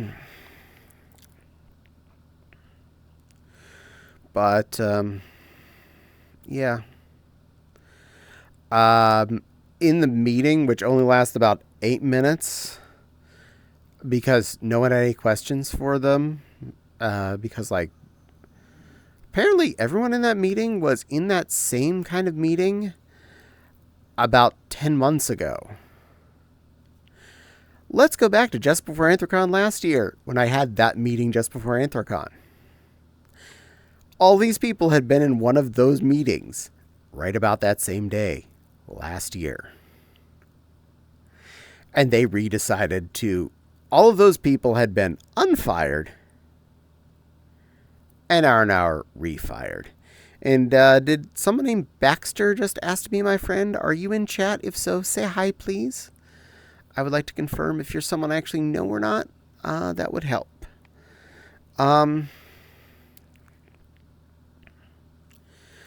So, I don't recognize the ID or anything. That's the only reason I'm not clicking accept yet. So if you are in chat, please let me know if you're someone I know here that way. Specifically in said meeting, we were told that to meet with our direct supervisors to find out what to do next in the process. So I just assumed my boss already knew this. Apparently I assumed wrong. So first, I sent her an IM saying, well, I had my meeting. I guess I'm the fat that's being cut to save the company money. She said, what? I said, yeah, I just had a meeting saying my last day is April 30th. All of a sudden, my Microsoft Teams was ringing with a phone call. And I got a call from my boss, who found out just from me that I was fired or laid off. No one told her ahead of time. No one asked her. No one discussed with her. She has 4 people in this department and now is down to 3. No one told her. She had to leave the meet. She was on a one-on-one meeting, the bi-weekly meeting with one of my cohorts. And she had to quickly leave that meeting because she was crying to call me because she was just as broken up that I was being let go, and she had to talk to me right away and to apologize to me and tell me no, she had no idea. No one asked her. No one discussed with her. No one said anything to her until then. In fact, she just finally had a meeting about it to hear about it today. Awesome. Talk about efficiency. Let's schedule the pre-meeting after the post-meeting by about 3 or 4 days. Remind me to schedule some time to pre-care. That's a Dilbert comic I actually saved ages ago from a daily calendar, and I keep it as a bookmark. So, yeah. I've been a top performer. Literally, I was getting a top performer payout from my small team of 4 people. I was winning that every month for like the last 4 months straight. And I had won it most months of the previous year as well. So, yeah, I've definitely been pulling my weight. She had just recently had meetings with us and told us how indispensable each and every one of us in our team were. And now I'm dispensed. After the end of this month, I am no longer attached to this company, which sucks. Yeah, the worst thing to do to you. Times are going to hell. Sorry for the language there. It's okay. I agree. Yeah. Of course, I'm still going to double check, make sure what kind of unemployment I can also pull from this. Not sure if it's going to be possible. FOPS was already looking at that because the severance, I may not be able to get unemployment from our state, but we'll see what I can do. Anything I can pull out of that situation, I definitely am going to try. I will probably be streaming more, at least in the short term. Both game streams and probably throwing another chat stream, maybe once a week, because I'll be a bit more of a free agent since kind of free agent situation, as it were. I am, because I do have the severance and all of that coming, and Anthrocon is already committed to beginning of next month. I feel bad for you. Hugs. Thank you, Val. I'm not going to really be diligent in the job hunt for the next 30 days. I will probably at least do things like set up my LinkedIn, make sure I have a resume that's up, trimmed, and in good function. And even do some brief looking if possible between now and then. Try and get my name a little bit out there. But no major commitment until after Anthrocon. Finances will definitely hold us out through the end of the year, so I'm not death concerned yet, but I am not unconcerned between now and then. Probably going to eat quite a few dinners at the brewery on the free at Anthrocon. Definitely eating my breakfast there for free because that's part of the included stuff. So hell yeah. Might as well start my day with some free eggs and sausage and stuff. good way to get you going anyway. That's what we usually do. But we'll probably still eat dinner out most nights, just not necessarily like $50 dinners. So anybody that was hoping to see me at the Meat Faucet on Sunday night, I apologize. I am not going to be able to budget $60 for a meal I feel like I'm not getting $60 worth out of. I do apologize. I know that's a fun thing for everybody, but even the last few years, the way my tummy works, I'm barely hungry come Sundays because I'm kind of backed up because of how my bowels work and how much I eat over the vacation weekend there. I feel like I'm wasting the money. If I'd have done it earlier in the week, like on Thursday or something, I probably could eat more and actually get the value out of it. But doing it on Sunday, it's not a value. Probably still do things like Chinatown Inn, the taco place, August Henry's. We do want to do Permanis. Some of the places that are definitely in the affordable section, the chicken place down the street there. That's really good. I love the fried chicken down there, the Eagle. Those are all really affordable, and I feel like we can deal with that. Caddie, I'm feeling bad for you. I was afraid to use Microsoft LinkedIn. I'm not afraid to use it. I initially thought it was when I first had been invited to it back in like ages ago, I thought it was actually a scam site, so I never did it. That's the only reason I'm not on there yet, and I just never got around to it because I was employed. I had no reason to think I wasn't going to be employed anytime soon. I have a job that was good, and I've been committed to, and been very diligent at, and moved up the ranks in quite a bit. But hey, loyalty means tittles anymore, and after, I'm not going to share a lot of details about it, but after a town hall meeting that I was still invited to today, part of me's kind of happier I'm not going to be part of the company sooner rather than later. I don't like where things are going. I don't like how the decision-making people were talking about things. I'm not as comfortable with it. Again, I'm not going to go into a lot of details, at least not until my severance check clears. But I feel like things have really, really gone downhill. The focus is not where it needs to be. Obviously not with the loyalty of the employees. And I don't feel like the message is where it needs to be. Every time I would get an annual review, they would make us go over the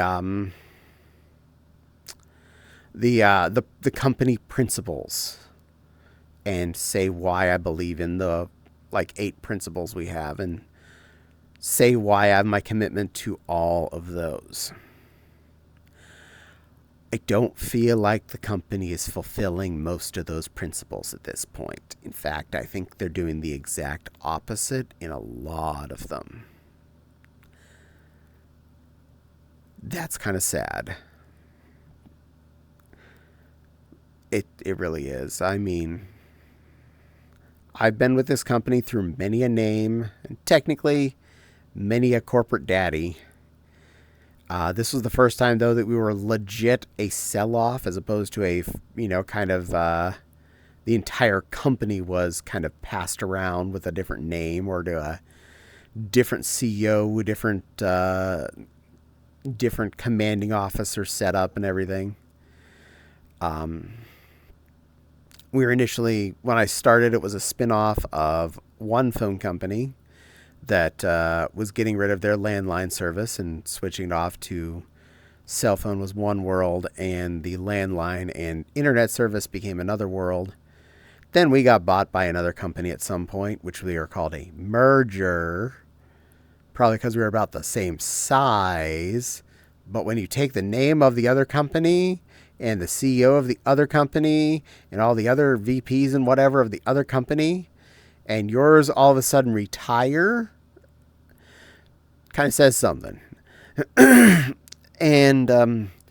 quite a few times since then, while keeping the same front end name, due to stuff I knew you figured out from the way they talk about stuff. We were aware that we were technically bought as a whole. And it was just a couple years ago that we officially were half sold off to another company. And I was part of the half that got sold off. And I kind of wish I was part of the half that wasn't sold. Not like I had a choice, mind you, but, life.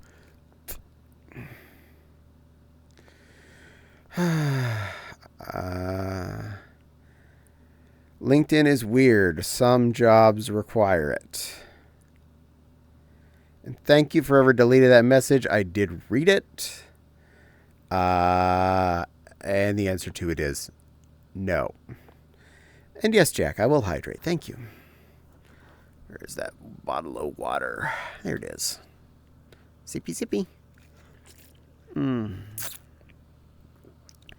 I don't like to spend much of my streams talking about work or my work situation, but this is definitely a major situation. This is going to affect me emotionally. There's no hiding it. There's no getting around it. I will do my best to maintain good spirits whenever possible, especially when I'm on stream. I'm going to do my best to remain positive at all times. Caddie, I can pin messages now on mobile. Awesome. Nice. Well, I don't have anything to pin right now, but I'm glad you're able to do that. So I'm going to do my best to keep good, to maintain my mental stability. But during this next month, while I say I'm not going to actively job hunt, that's not mean I'm going to sit around on my tuchus and do nothing. For one thing, yes, I will probably be streaming more just because it is a minor source of income that could help us. I don't want to tell my couple of people who gift subs that I specifically need them to just, be my sugar daddy specifically. Lone behold, only, Commander Kitsune and a few others being the ones that are just specifically paying my life. I don't want to ask for just you guys, or even just the few that are regular subscribers that do pay on your own, which wholeheartedly I really love to. Anyone that's able to do that right now especially is a stable income item that I can look at it and go, I see that number coming in. I'm aware that number is going to keep coming in, and I hopefully know that I'm going to be able to pass the threshold every month and at least get that $50 payout every month. I send you a 50 bag of sugar. Got it. 50 bag of sugar. Got it. That'll keep my tea sweet for a while. Please keep chat PG. Thank you. Appreciate. A fun fact, I do use sugar for both my bowls of mashed up graham crackers, and I prefer it in my tea over the Truvia, but I will definitely make sure I do go through my packs of Truvia. I still have about I think it's a 400 pack box that's up there that's not even been opened yet in the workroom, because that's what I usually use at work. Actually don't like sweet tea. That's fair. I generally put about a spoonful of sugar in my my Bengal spice. I find it accents the spice really well. Other black teas like Earl and Irish breakfast tea, I find work perfectly suitably with the Truvia.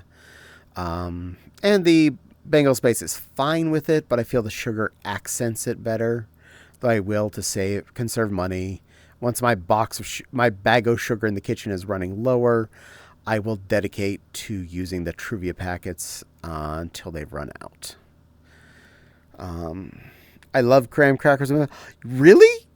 I'm not the only one? Nice. It's a weird thing I found when I was a teenager. A friend did it. Yeah, just take a whole square of them, mash them up, put them in a bowl, sprinkle a little sugar, and I've been using almond milk since that's what I drink now. Where I'm from, we love cornbread in milk. This is fair. However you like your stuff. Interesting. PG, that means we all get to say the F word once in a stream. I can work with that. We're 18 plus, but yeah, try and keep it nice. I don't want to be... I'm not like 18 plus super strict, but 18 plus in the... I just do that to keep my bases covered. I can't drink almond milk. Not allergy. Funny thing is, I can't drink regular milk because I'm intolerant. So whatever you can digest, go with that.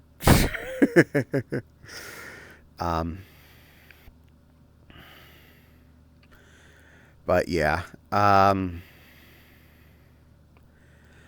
there's still a few supplies up in the workroom that I will probably bring down.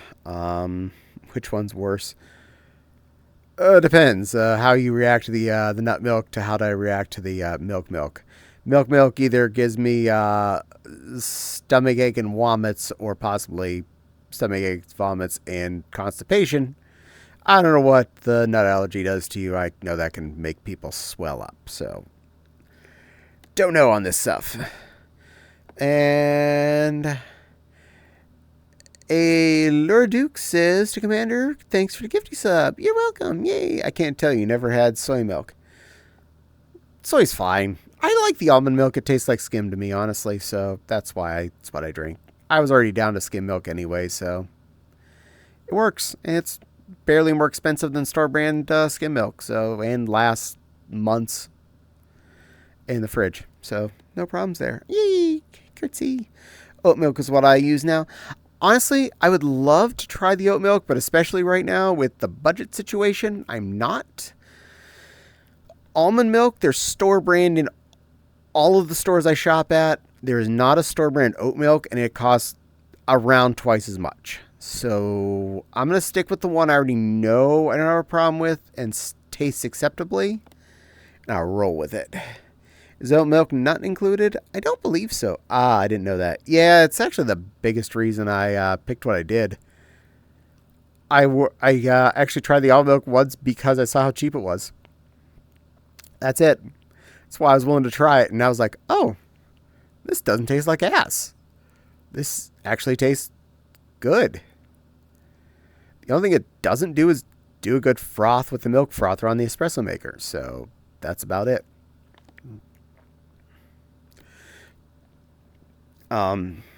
But yeah, would definitely try oat milk if I can find it in the store brand as well.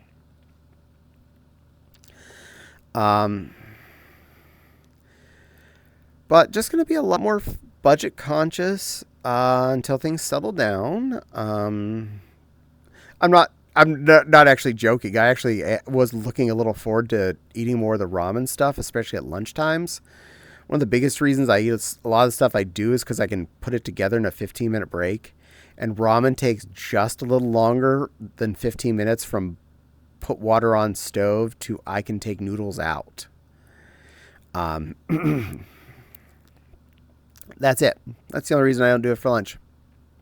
But if I have no 15-minute timer on my break, I can make the ramen in the 20-ish minutes it takes and have a really inexpensive lunch. And then a decent-ish dinner that I do my best to keep on a budget-friendly rating.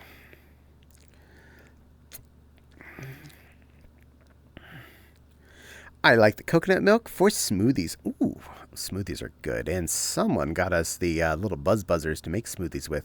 Have done that quite a few times, though, since then. Definitely need to do more of that. Thank you, Commander. Those things are nifty. They were not super efficient to try and make fuzzy drinks at conventions, though. They were not the best at grinding up the hotel ice for frozen margarita. But it was a good attempt. I am not complaining that I tried that. I'll just stick to over the rocks at cons. They're nice at home. They are nice at home. I will definitely keep using them at home. They made some really good milkshakes and some really good smoothies so far. Thank you, thank you, thank you. They're fun, efficient, and easy to deal with. Way easier to deal with than pulling out the big old blend matter that's lives under the counter, and I think I've used once in the last 8 years, maybe twice. I still have coconut milk. Oh, me too. Unfortunately, also expensive. So on that for price wise, definitely more 2% type of guy. I just used it because that's what I drank as a kid. Yeah, that's what we had as a kid too. Honestly, that's what we had when I grew up. And then Fopsy liked skim when we moved in together, and I tried and I was like, this is fine. And as long as I was able to still digest it, we bought skim. Then I couldn't. Then we stopped. Ooh. But they're nice to know. Yeah, you can. But the yakisoba by Maruchan is about $1 for a thing and only takes 4 minutes to cook in the microwave. This is true. And that is one thing I do have on our shelf, and I will keep buying those. They are tasty. But the brick o ramen is still only about 20 cents a piece when you buy the bulk pack at Sam's Club. And honestly, I need more than just one of those yakisobas when it comes to a lunchy lunch for me. But 2 bricks of 20 cents ramen does make a full lunch for me. Even better so if I make 2 bricks and a can of chunk light tuna, which is still well under $1. Cost effective, protein filled, and delicious. Win across the board. Just takes about 20 minutes from putting water on the stove to sitting down to nom. And Silver wants me to say, I'm a teacup bun bun. I'm a teacup bun bun, Sylvie. I'm a teacup bun bun, you sweet little Babkin. I'm a little teacup bun to sit near your desk and pop and say, hello, Silver. I am a teacup bunny. I want a smoothie or milkshake. I haven't had those in a while. I haven't had one in far too long as well. I need to pop out those little pink monsters and make something. We have plenty of frozen fruit from things we'd planned to do, and I have obviously almond milk in the fridge. I could have that whipped up in a minute. In a minute, I can have a smoothie. I could be drinking that right now. Well, I'm not. I'm dumb. I'm sitting here talking on VR chat with all of you. Nah, I'm doing a good thing. Yeah. Hey, adorable. You all are. Thank you. You're adorable, Valerie. But I plan to, over this next month, try to do more of the around the house things that I've been failing at for the last couple of years that did hard. The backyard is definitely a lot of overgrowth in many ways. I'm not kidding when I say it's knee-high dandelions everywhere where there is lawn that still currently exists. It really is. Not a joke, not exaggeration. I was going to do that this weekend, but I mowed Friday when I got off work. I saw how much the front yard had already grown from the last week, so I had to go out and mow the front yard again. And then I was tired and couldn't go do the backyard after that because over the weekend I was still really emotionally drained from the incident on Thursday and the tiredness from the mowing, and I couldn't get my depression is a real thing. I couldn't get myself out to do that, and I feel bad, but I'm still going to get it done, so there's that. In my house, we currently have 3 cans of Vienna sausage bites, canned ham, and Spam because tornado went through our area and we needed something that didn't need heating up. Nice. I like lawn work. I can do it for you. Aw, thank you. I'm just old and I get tired from doing stuff like that, and I'm allergic to most of it, so it also makes it a little bit harder. I tend to come back with a clogged up face and lungs, coughing and sneezing, and swollen up sinuses after just 1 yard. But, such is life. But yeah, mow down the dandelion field and take out the rest of the squirrel planted trees in the backyard. I got most of them when I was out there last time, 2 weeks ago, with the chainsaw. But I can go get the rest and weed whack anything else that's not a tree that's growing out of the patio and alongside the house. And in that little clump between the two maples. And anything that's growing on the fence, I will just probably hedge saw off. Hopefully not get too much crud on me. I'm going to definitely wear long sleeves and the gardening gloves for that, because I'm pretty sure some of that is poison ivy. Pretty sure. And I need to fix the roof of the shed. One of the panels of corrugated roof had blown off a couple years ago in the storm. I need to fix that before it does any more damage to the floor and or lets more animals get in and fill it with more poop. Raccoons.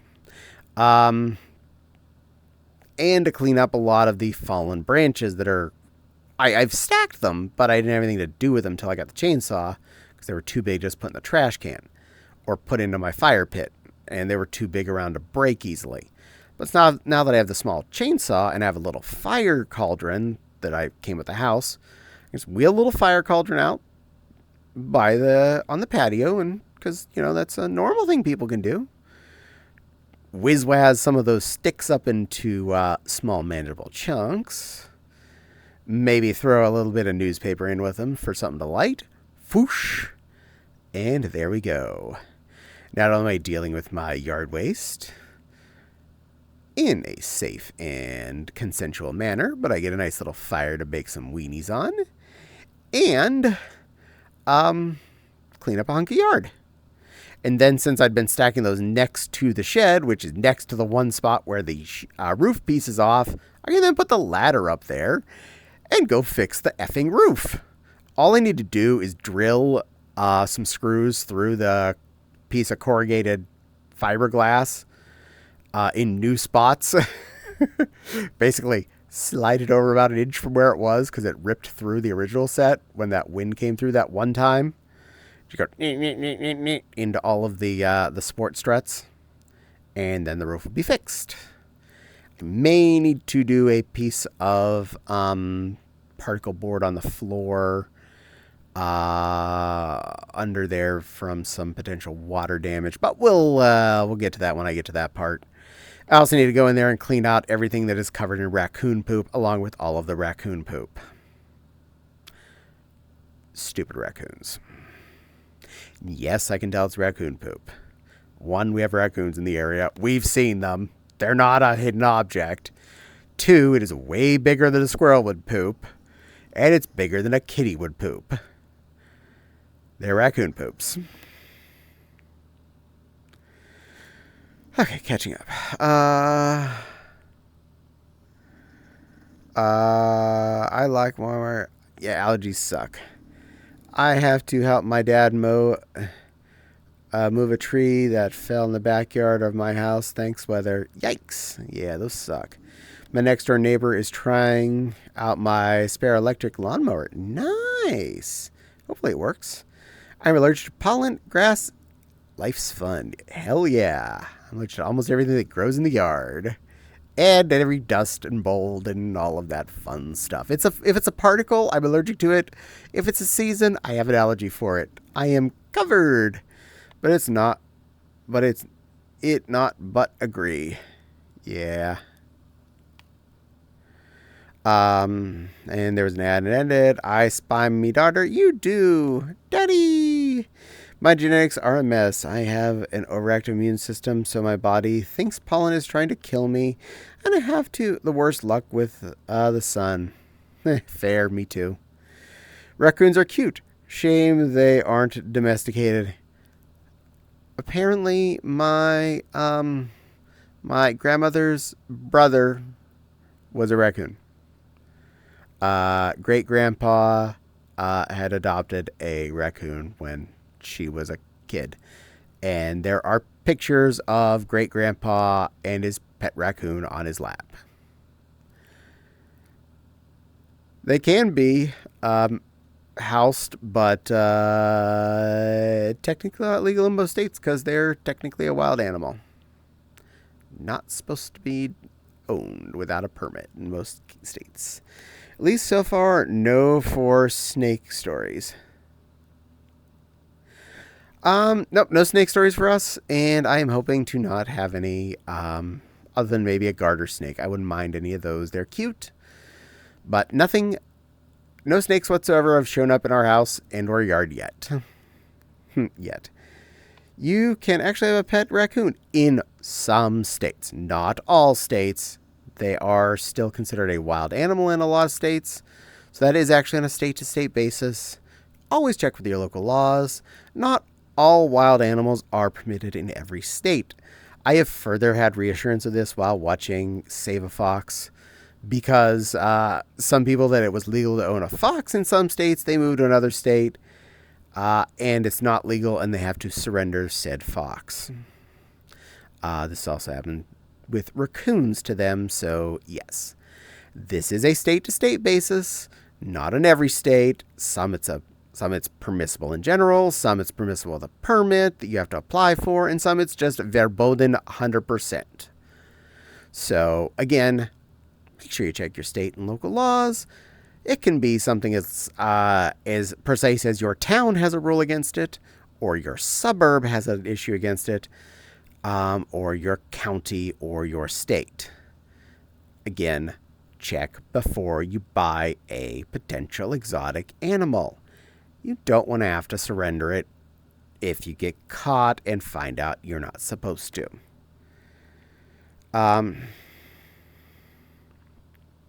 Caddie. I want a pet raccoon. It would be cool. I'd want a pet blood vulture. Nice. My cousin has a pet raccoon. I want a pet owl. Garter snakes are cute and harmless. I love them. Yes, I want to boop them on the snoots. I would boop all of these things on the snoots. A friend who lives down in Baltimore owns a lot of lizards and snakes, and he has quite a collection of slithery and wockily scalies, and they're all really sweet critters. They are great pets. They are fun. So if you have the time and the knowledge to own, say, like a bearded dragon or a garter snake or any of the other non-poisonous serpents or other lizardy critters, please do so. Just remember, they are not like Instapets. They take interesting care. They do require medical checkups and stuff. They're not just a freebie. They take work and weird food like bugs. Some people accidentally raise wild animals because they think it's a regular dog or cat, later find out it's a wolf or lion. This has happened more than a few times. You never know. Garter snakes are boopable snakes. Yeah. Of hell snow leopards. Those would definitely be a bit of a big kitty to try and have around the house. I wouldn't recommend that as a house pet. We'll just put that out there. It's a little off center. I'm a little better now. Yeah. So I am hoping to get a lot of that done over the next month, and some of the work with the kitchen and bathroom floor. I really, really want to take the time. It's not a lot of work to finish the bathroom downstairs, especially since I'm doing sticky tiles. I just need to get some compound to finish leveling off the place where they had to dig up the pipe and then re-cement it down. Just need to be able to level that off so the sticky tiles will stay level. I had tried a leveling compound we picked up, and that did not work as pleasantly as expected. I am going to just buy a tub of mortar, which is what I'm going to use to do the kitchen floor with anyway, with ceramic tiles. So I'll just get a tub of premix mortar and just smear that in the slight divot. Here it's not bad. It's just a slight divot that makes it so that the sticky tiles don't stay level. And then sticky the tiles down on top of that. It should be a really painless process. It's just I need to do it. I need to have some free time. I need to go to Menards and pick up the stuff. I have the trowels and stuff already. I just need to go buy the goop. Heck, I even have the box of the sticky tiles still sitting on the counter to finish off the rest of the jobs I need to cut for around the toilet hole and the edges that aren't complete tiles. I even have a razor cutter in the room ready to go with a fresh blade. They can't be let out into the wild after a while because they're used to humans and can't survive. No, this is true. I want to pet a mute swan. That's a very specific request there, Jack. Well, I hope you get to do that. And a makeup chick from Raven. Here we go. We'll check your, there's a little powder on your cheeks first. Just get you a little base, and then we'll put a little eyeshadow on you. There we go. Eyeshadow. That feel nice? Yeah. Here you go. Doesn't that feel nice? And you love that thickening texture on your eyelids. A little mascara. Get those eyelashes extra thick and curly. Oh, doesn't that feel good? Oh, give them a little flutter. Let's see how they feel. Isn't that great? Oh yeah. Okay, we're gonna put a little eyeliner. Hold very still. Hold still. This is gonna feel weird. Up in between each eye. There we go. All right, they're perfect. I know that felt weird. I promise it'll look good. Put a little blush on your cheeks here. A little bright pink blush. See, everybody loves that bright pink blush look. Doesn't that look good? And a little lipstick. Here we go. Hold still. There you go. Now give me a little with your lips. Pucker them together. There we go. That's smoothed out nicely. And we'll just put a little more powder on your cheeks. Clean you up. Make sure you look perfect. A little evening out. There we go. And we'll take some of this perfume powder and we're going to put a little down on your chest as well. Just on your neck and down between your cleavage. There, that'll help you even smell nice. There, you all look pretty and you smell nice too. Thank you for holding still. I really appreciate that. If you ever do that to me, please only do my hair. This is fair. Makeup check is, in real life, only what someone actually is willing to really get. Makeup check in virtual, I do my best to make you feel good and make sure it's a pleasurable experience. But within the month between when I am ex-employamado and Anthrocon, I'm hoping I can get at least the bathroom done and a lot of the backyard stuff. A lot of it is hard work with bending down and stuff, so I know I will probably be sore and tired after each event for potentially a day or two, and that's understandable, and I will work around that. But that still means I can still do housework that involves being still able to stand up, like cooking dinner. I will, by God, be cooking dinner and doing the dishes constantly. Do things like vacuuming and cleaning up as much as possible. I will definitely be streaming as much as possible, recording extra YouTube videos, and probably releasing more of them because I am about to get my first actual payout from YouTube ads. So thank you all for taking the time to watch YouTube videos. I really appreciate it. It does actually help. You would be surprised. it's not all the money in the world, but after about 11 months here of being monetizable, I'm going to get my first payout next month around the 15th. And it looks like it's going to be somewhere in the range of 110, possibly 100 to 110-ish is what I'll be cashing out. Oh, don't freeze on me. Don't freeze, VR chat. No freezy freeze. You did a wibble. No wibble. So that'll be doing a cash out. Thanks to the commander's generosity there, I know for sure I should get a cash out from Twitch here on next 15th as well. So thank you again, Commander. You're definitely making sure I am going to get paid. And every little bit helps. With a more careful grocery shopping this last Thursday and use of a lot more freezer items that we need to go through anyway, I got our actual groceries down to only about $50-ish for the week for the two of us. Now it's probably a little bit more than that because there's a lot of multi-consumables that I didn't have to buy. Like, I know he's joking, but Commander mentioned the 50-pound bag of sugar. I buy the sugar in the 10-pound bag. It takes a couple of months to go through that, so I can't, like, judge that by its existence. Babs, you sweet little puffball.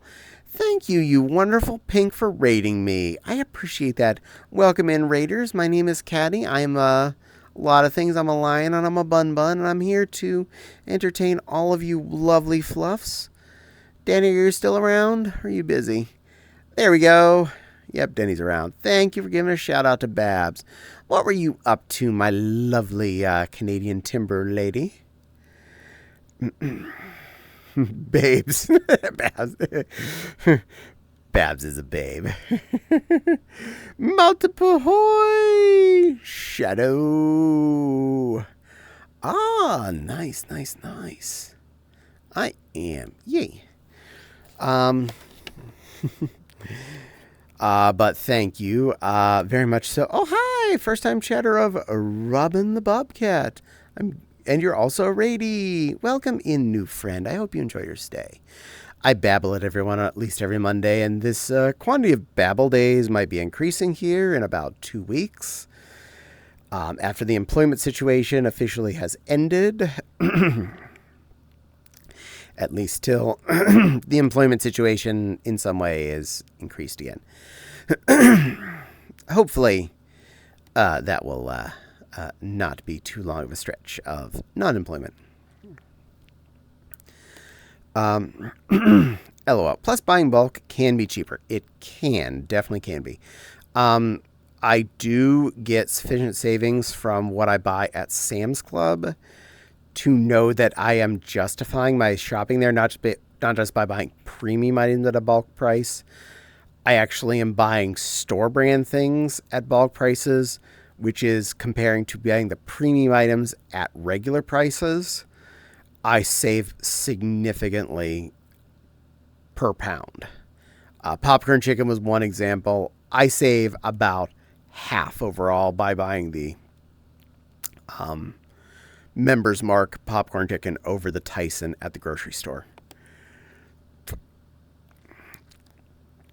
Babbles are good. Speaking of babbling, I gotta scurry. Bye. Well, have a good night, Robin. Thank you for joining us, and I hope you enjoy the rest of your day.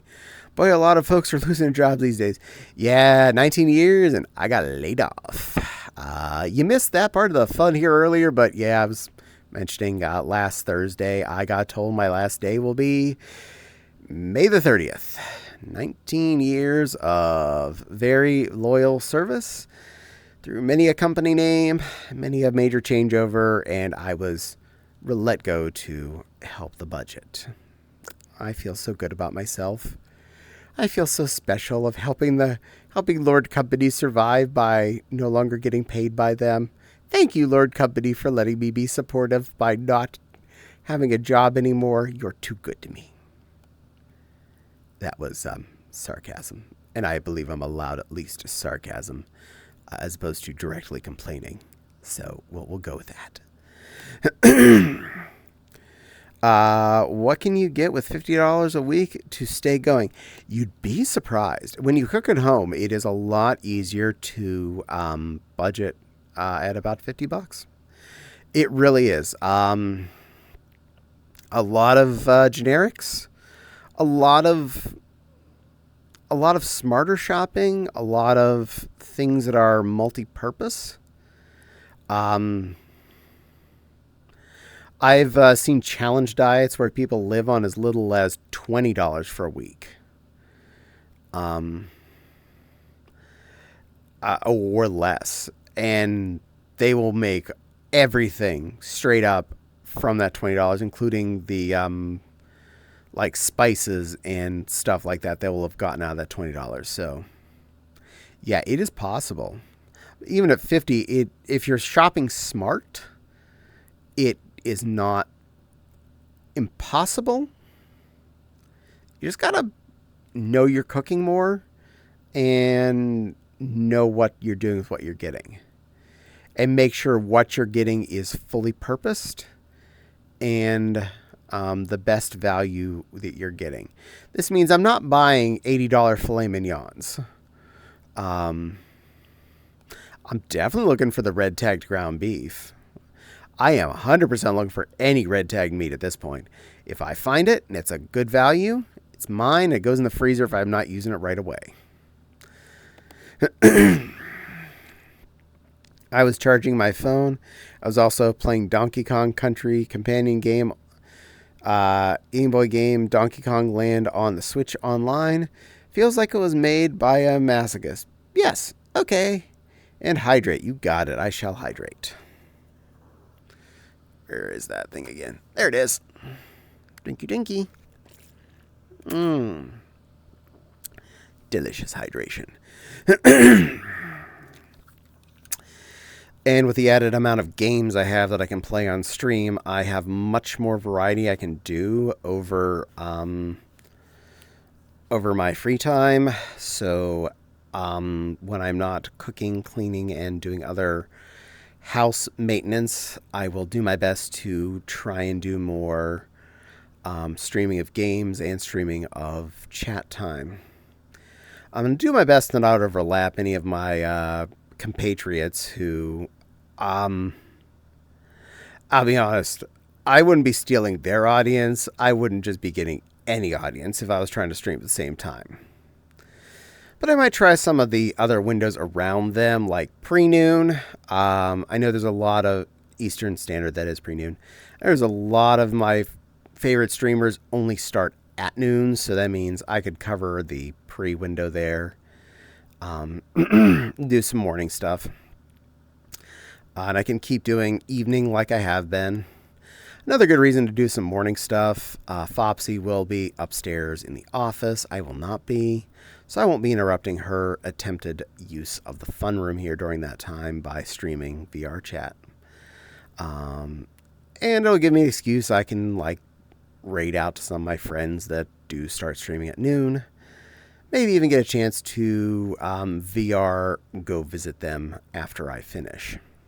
There's options. I got things I could do that... You gotta look at the positives. This is not a...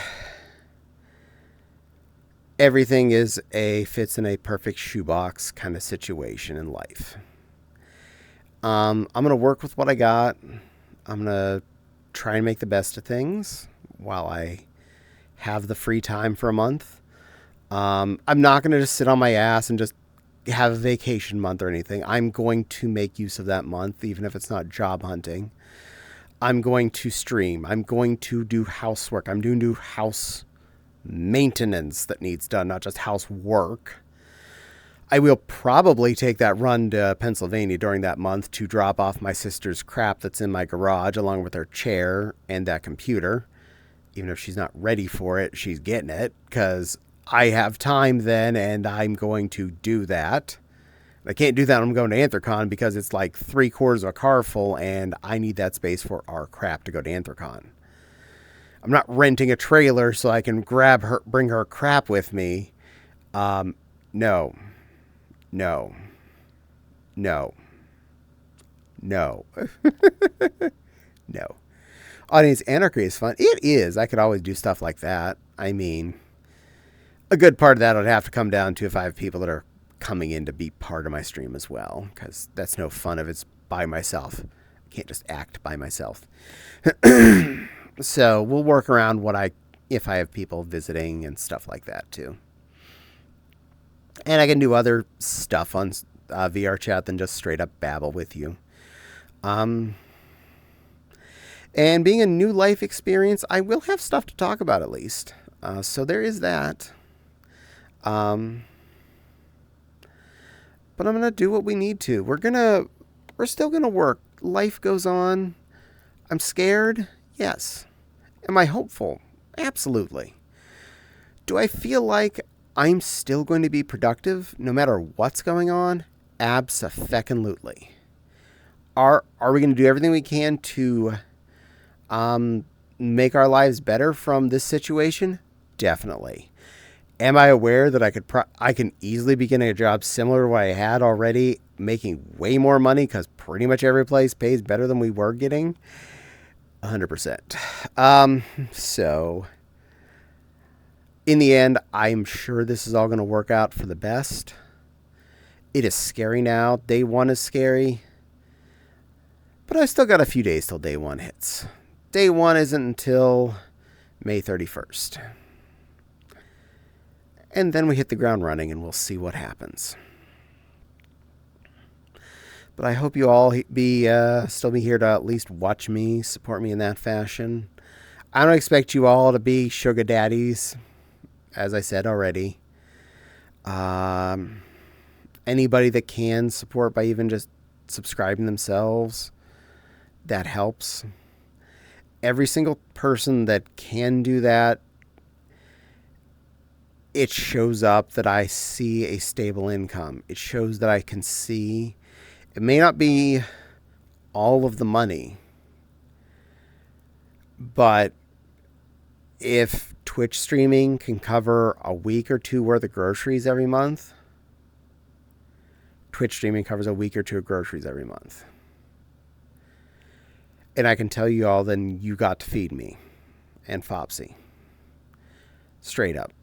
That's where I'm putting that out there. Streaming does that, and all your generosity covers that. I appreciate it.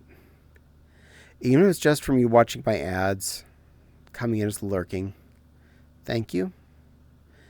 Every single ad that gets credited, every single one that gets turboed, I still get money. That still puts food in my mouth. That still puts lights in my house.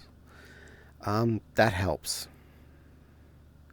Even if you can't pay money, I appreciate that you're here. I appreciate that you're helping support me by just watching me.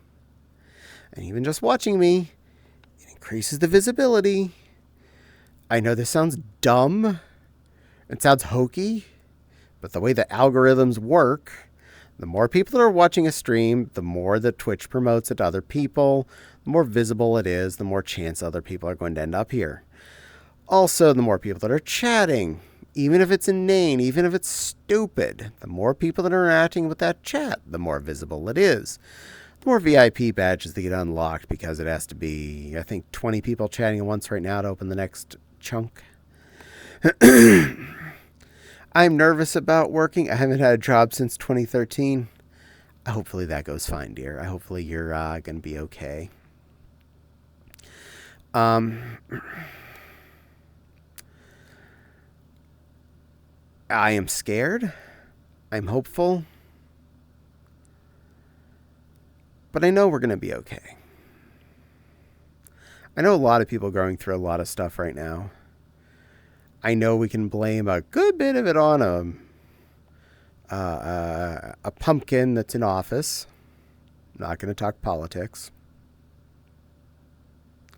But I have opinions. Lots of them. Lots and lots of them. Dickhead.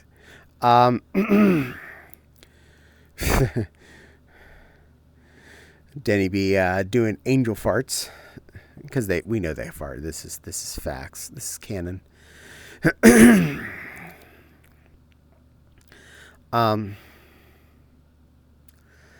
but yeah, the Cheeto. Yes, that's a good way to put it. um, not happy with him right now. Not happy at all. LOL.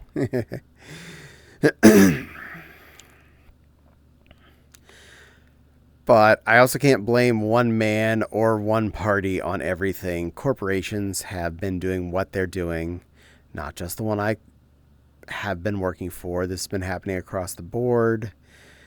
Corporations see that it's cheaper to outsource their labor to offshores. Ironically, one thing that would keep more labor on shores is having more illegal immigrants on shores. I know that sounds dumb, but it actually makes more sense. This is a non-political thing, so I'm okay with trying to explain this. All right. We'll just say we have a bonus 100 Mexicans, because that's one of the more common ones that gets discussed. We have 100 bonus Mexicans here in my city for some reason today. Undocumented. We'll take them. Cool. Are they going to do a job that most people are not going to have picked? Like day laborer or lawn care person that's paid under the table or something? Most likely. Very few of them are taking regular over-the-table jobs that most Americans are going to want. That is not the end of this game, though. They made money. Okay. Those 100 illegal immigrants now have each earned money today. They pay rent at the place where they live to their landlord, so that landlord has made money. They go to the Walmart and the Dollar Tree and the Kroger and buy food. So now the local companies have got money. They go to the local restaurants, they eat food there. So this pays for the local other people to have jobs and have existence. So yes, that does keep promoting all businesses in existence. That's basic economics for you. You're welcome. And many of them still end up paying taxes because of the way they're getting paid. If they're here through like temporary visas, through farming co-ops and things like that, there's a good chance that they're getting taxes taken out by their farm landlord kind of person, whatever they call that, before it gets paid to them. So yes, taxes are still potentially even getting paid out in those situations. The problem is a lot of companies don't have labor in country to work with that's cheaper, and they see the almighty dollar is overseas. You can't blame the overseas employee for taking the job. It was offered to them. You blame the company that went over there and gave the job offering to that outsourcing company. That's who you blame. So, every time you call technical support or anything on the phone and you hear a person that does not speak clear English, don't blame the person that's not speaking clear English. They're getting the job that was available to them in their country. Blame their direct employer for marketing them so cheaply and not paying them enough. Blame the American company that decided to employ the offshore staffing company to fill in the jobs in their company to save a little bit of ching into their wallets. It really is scary when you hear how much businesses care more about saving a few dollars than care about even paying for the better offshore employees that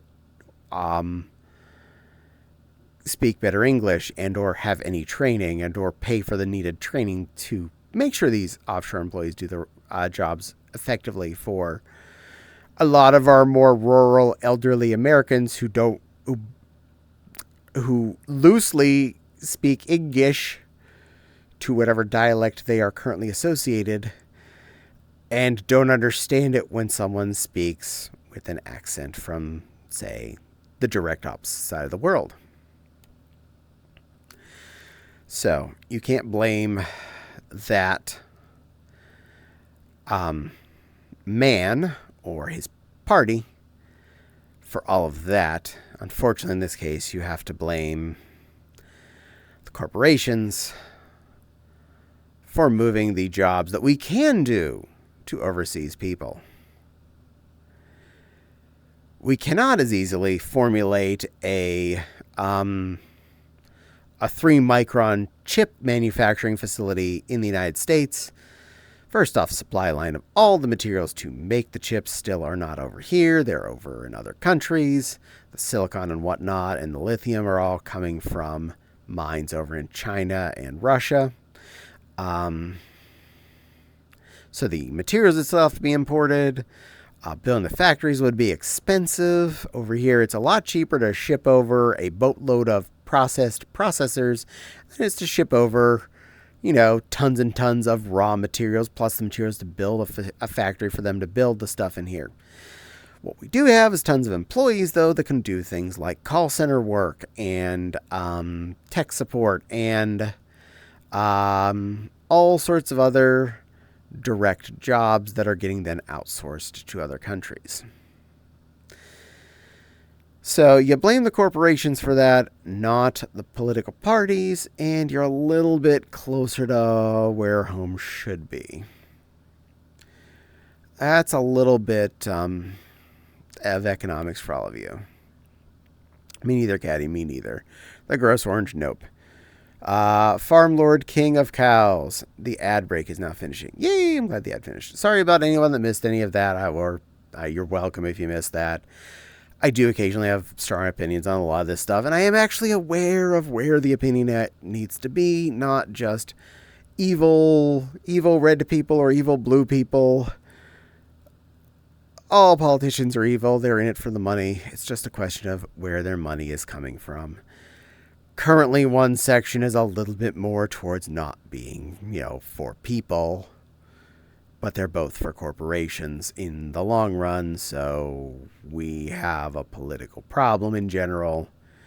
So yay, country slightly broken. This is my politics plan. Don't be racist. Yeah, I wish they would teach that to all the politicians. Heaviest sigh.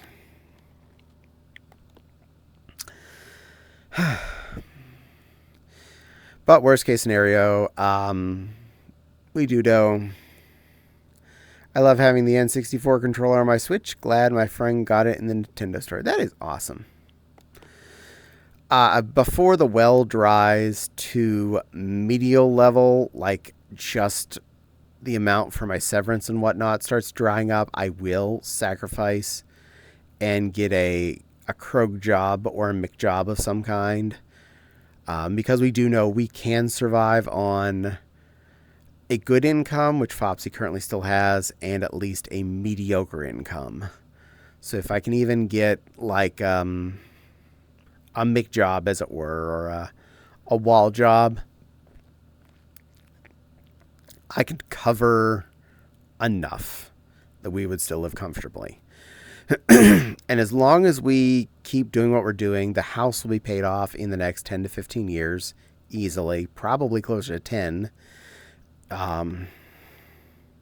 So there is a good chance that things are going to look up in just another 10 years or so.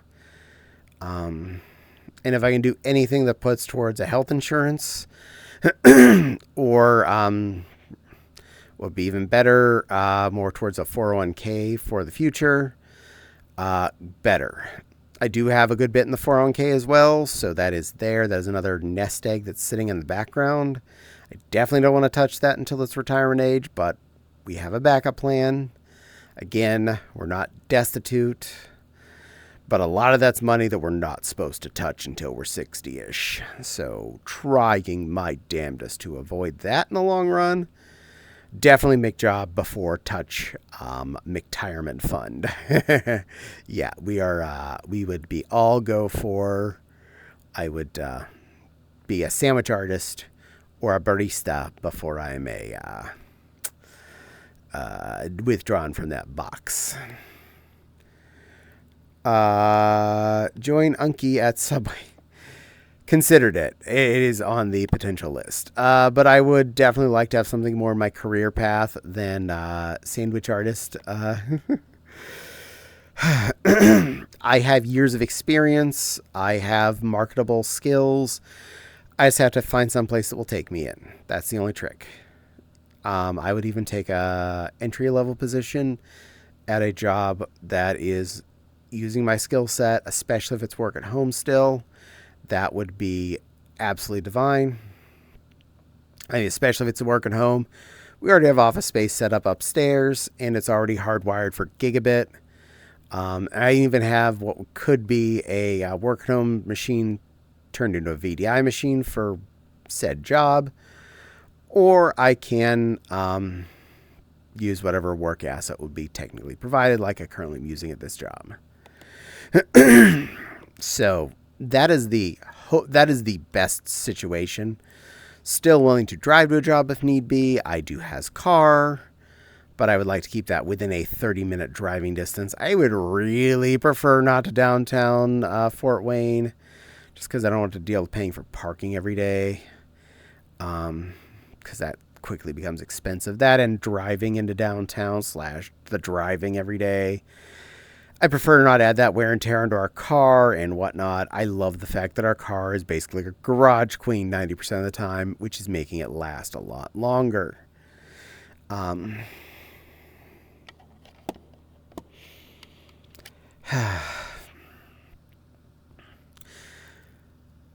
But some cool things I was thinking about that I will definitely do on stream in the not too distant future, especially since I got the S-Video / composite adapter. I did bust out the I found while I was digging up cables and stuff, the S-Video / composite cable that works with both the Wii and the PlayStation 2, so I can play all of my Wii games. And that then also includes effectively all of the GameCube games, because I can play those in the Wii. Original Wii, like first variant, so it has the flap top with the GameCube cartridge slots, so controller slots and whatnot. And of course, we own a handful of GameCube controllers. We do own GameCubes as well, but I mean that way I'm just using one piece of technology for multiple jobs. And of course, the PlayStation can play PlayStation 1 and 2 games. I have a wide variety of PS1 games, that quite a few of which I've never played. And again, I also have a really extensive collection of PS2 games, many of which I've never played because I got it when I got my first job. And I didn't necessarily have time to play games, so I have stacks of games that I literally have never even put into the system that I would love to play. And heck, doing them as an on-stream thing would be a fun way to try out some of these now rather aged games that have been sitting on my shelf for all these years. So yeah, and of course I have the Retron 5, so I can play all of my Genesis, Nintendo and Super Nintendo, and myriad of Game Boy variants from original Game Boy up to Advance on stream through HDMI. That is amazingly a lot of stuff to do. Similarly with the Wii U, because that's HDMI. The PlayStation 3, I have several games I legit would love to play through the story on stream. Infamous 1 and 2, I played those each several times. Those would be really great streamed games. I think you would all enjoy them, and I look forward to potentially doing that for all of you to, have fun with as well. So lots of potential fun, lots of things that I'm looking forward to, lots of things that I feel like would be good experiences, not for me, but for all of you as well, and might help. Like, I'm not looking at Twitch to be a job replacement long run. No matter what, I'm expecting this is still going to be what I'll refer to as the side hustle. Same with dressmaking and stuff, which I do hope to get more into again. See if I can get some more stuff that I can put up for sale, etc. But again, that is still all going to have to maintain as the side hustle.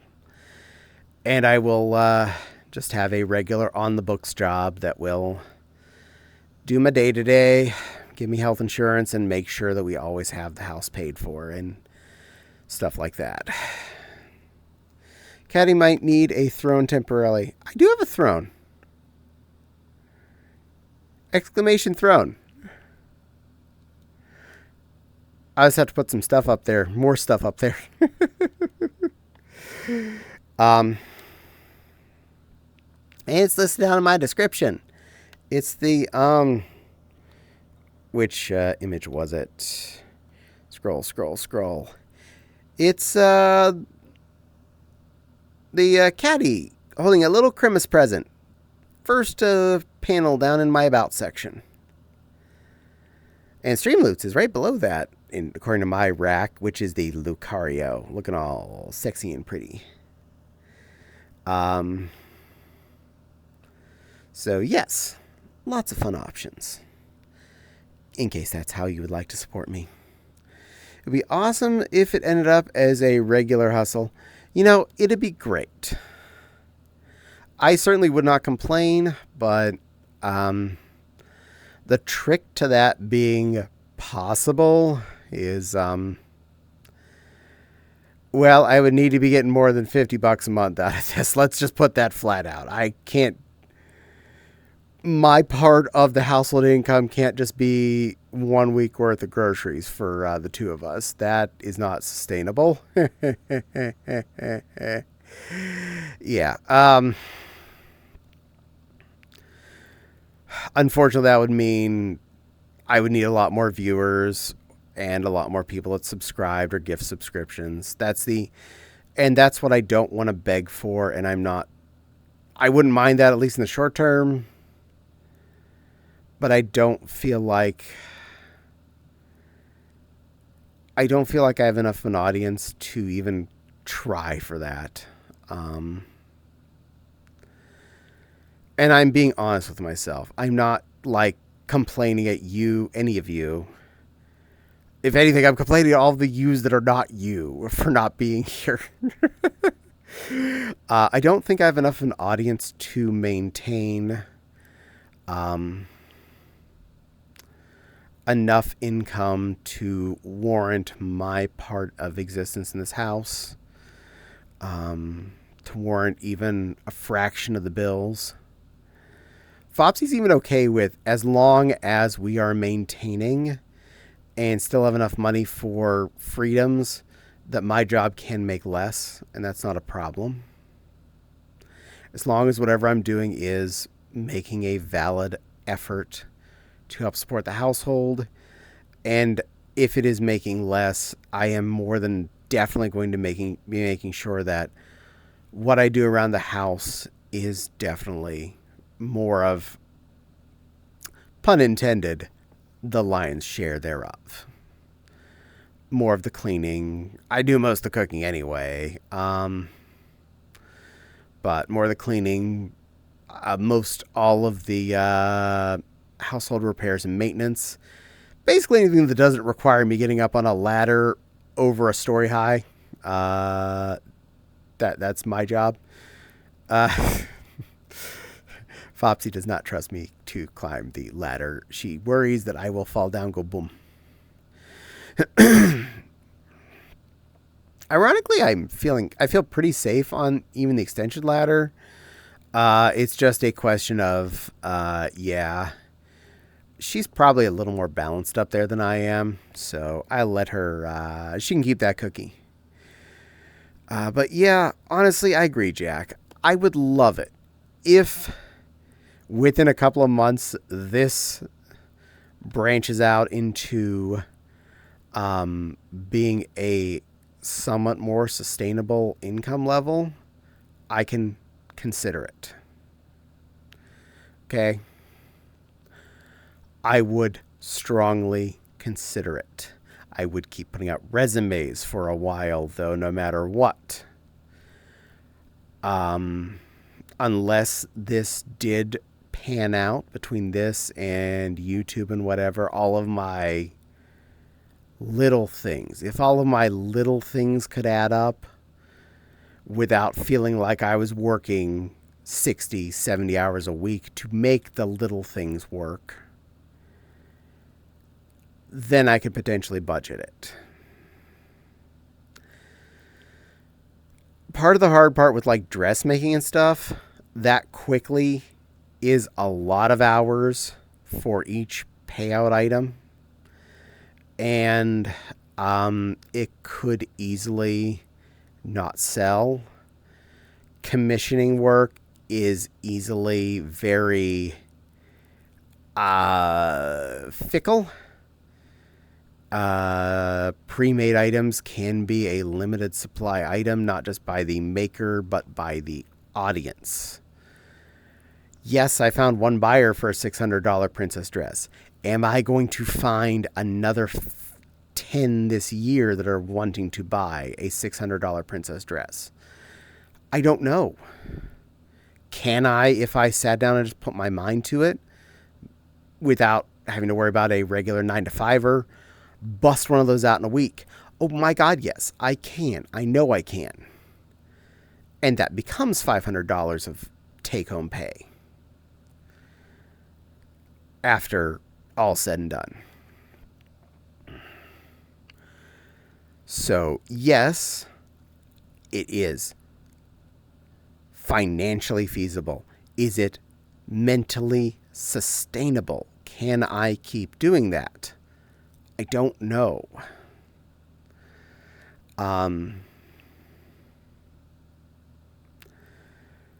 Would it be hard to keep myself on task?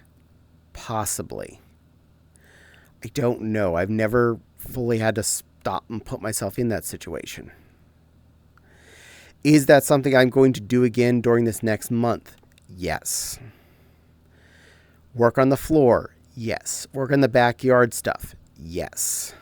Make a dress and put up for sale? Yes.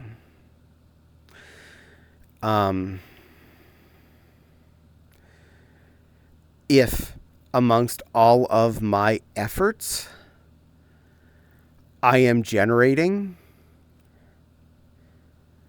enough, I can deal with this. If I am doing something that is a lot mentally easier than working my career job as I was now, if I can maintain doing the sewing process, the being a good house husband process, and being able to sustain a better life on streaming, because I'm now able to do it at more random hours, not just in the late evenings, I might be able to make this work. I make no promises. And this game doesn't just end because I have to get a 9-to-5 or of any kind. I'm still going to keep streaming. This doesn't end here. I love doing this. This is fun. Can I make it partially my job? I would still love to keep that as an option. I love playing Game Boy games in the green scale color on Switch. I can agree on that.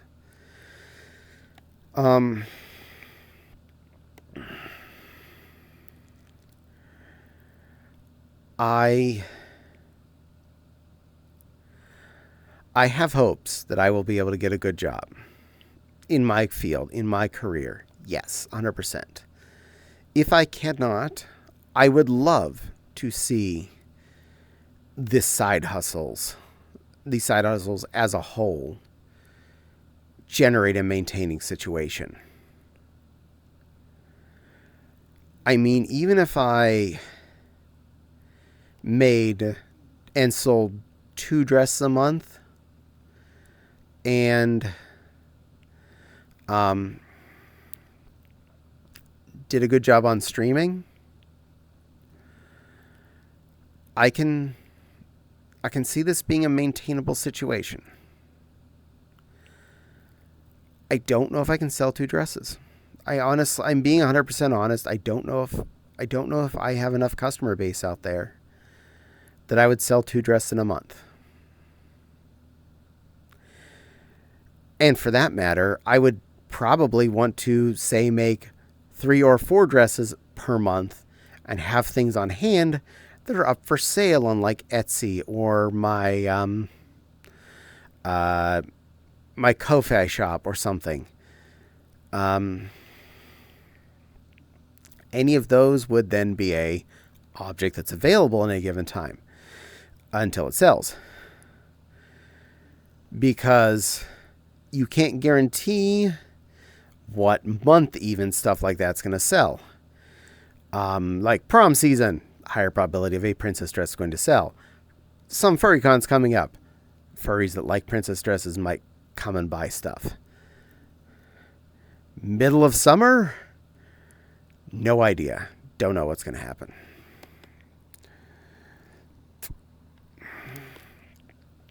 So, a lot of it does come down to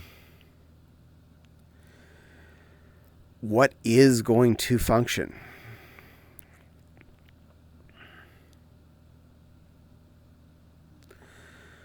I'm making a promise to Fopsy and to myself that I'm going to be set up to start putting resumes out within the week of coming back from Anthrocon. I might take a day to unpack and to like sleep because I'm, in pain for being at Anthrocon. But after that, it is go time. It is resumes on the floor. I will be doing my best to push it out there. It's about advertising. Aiming for like getting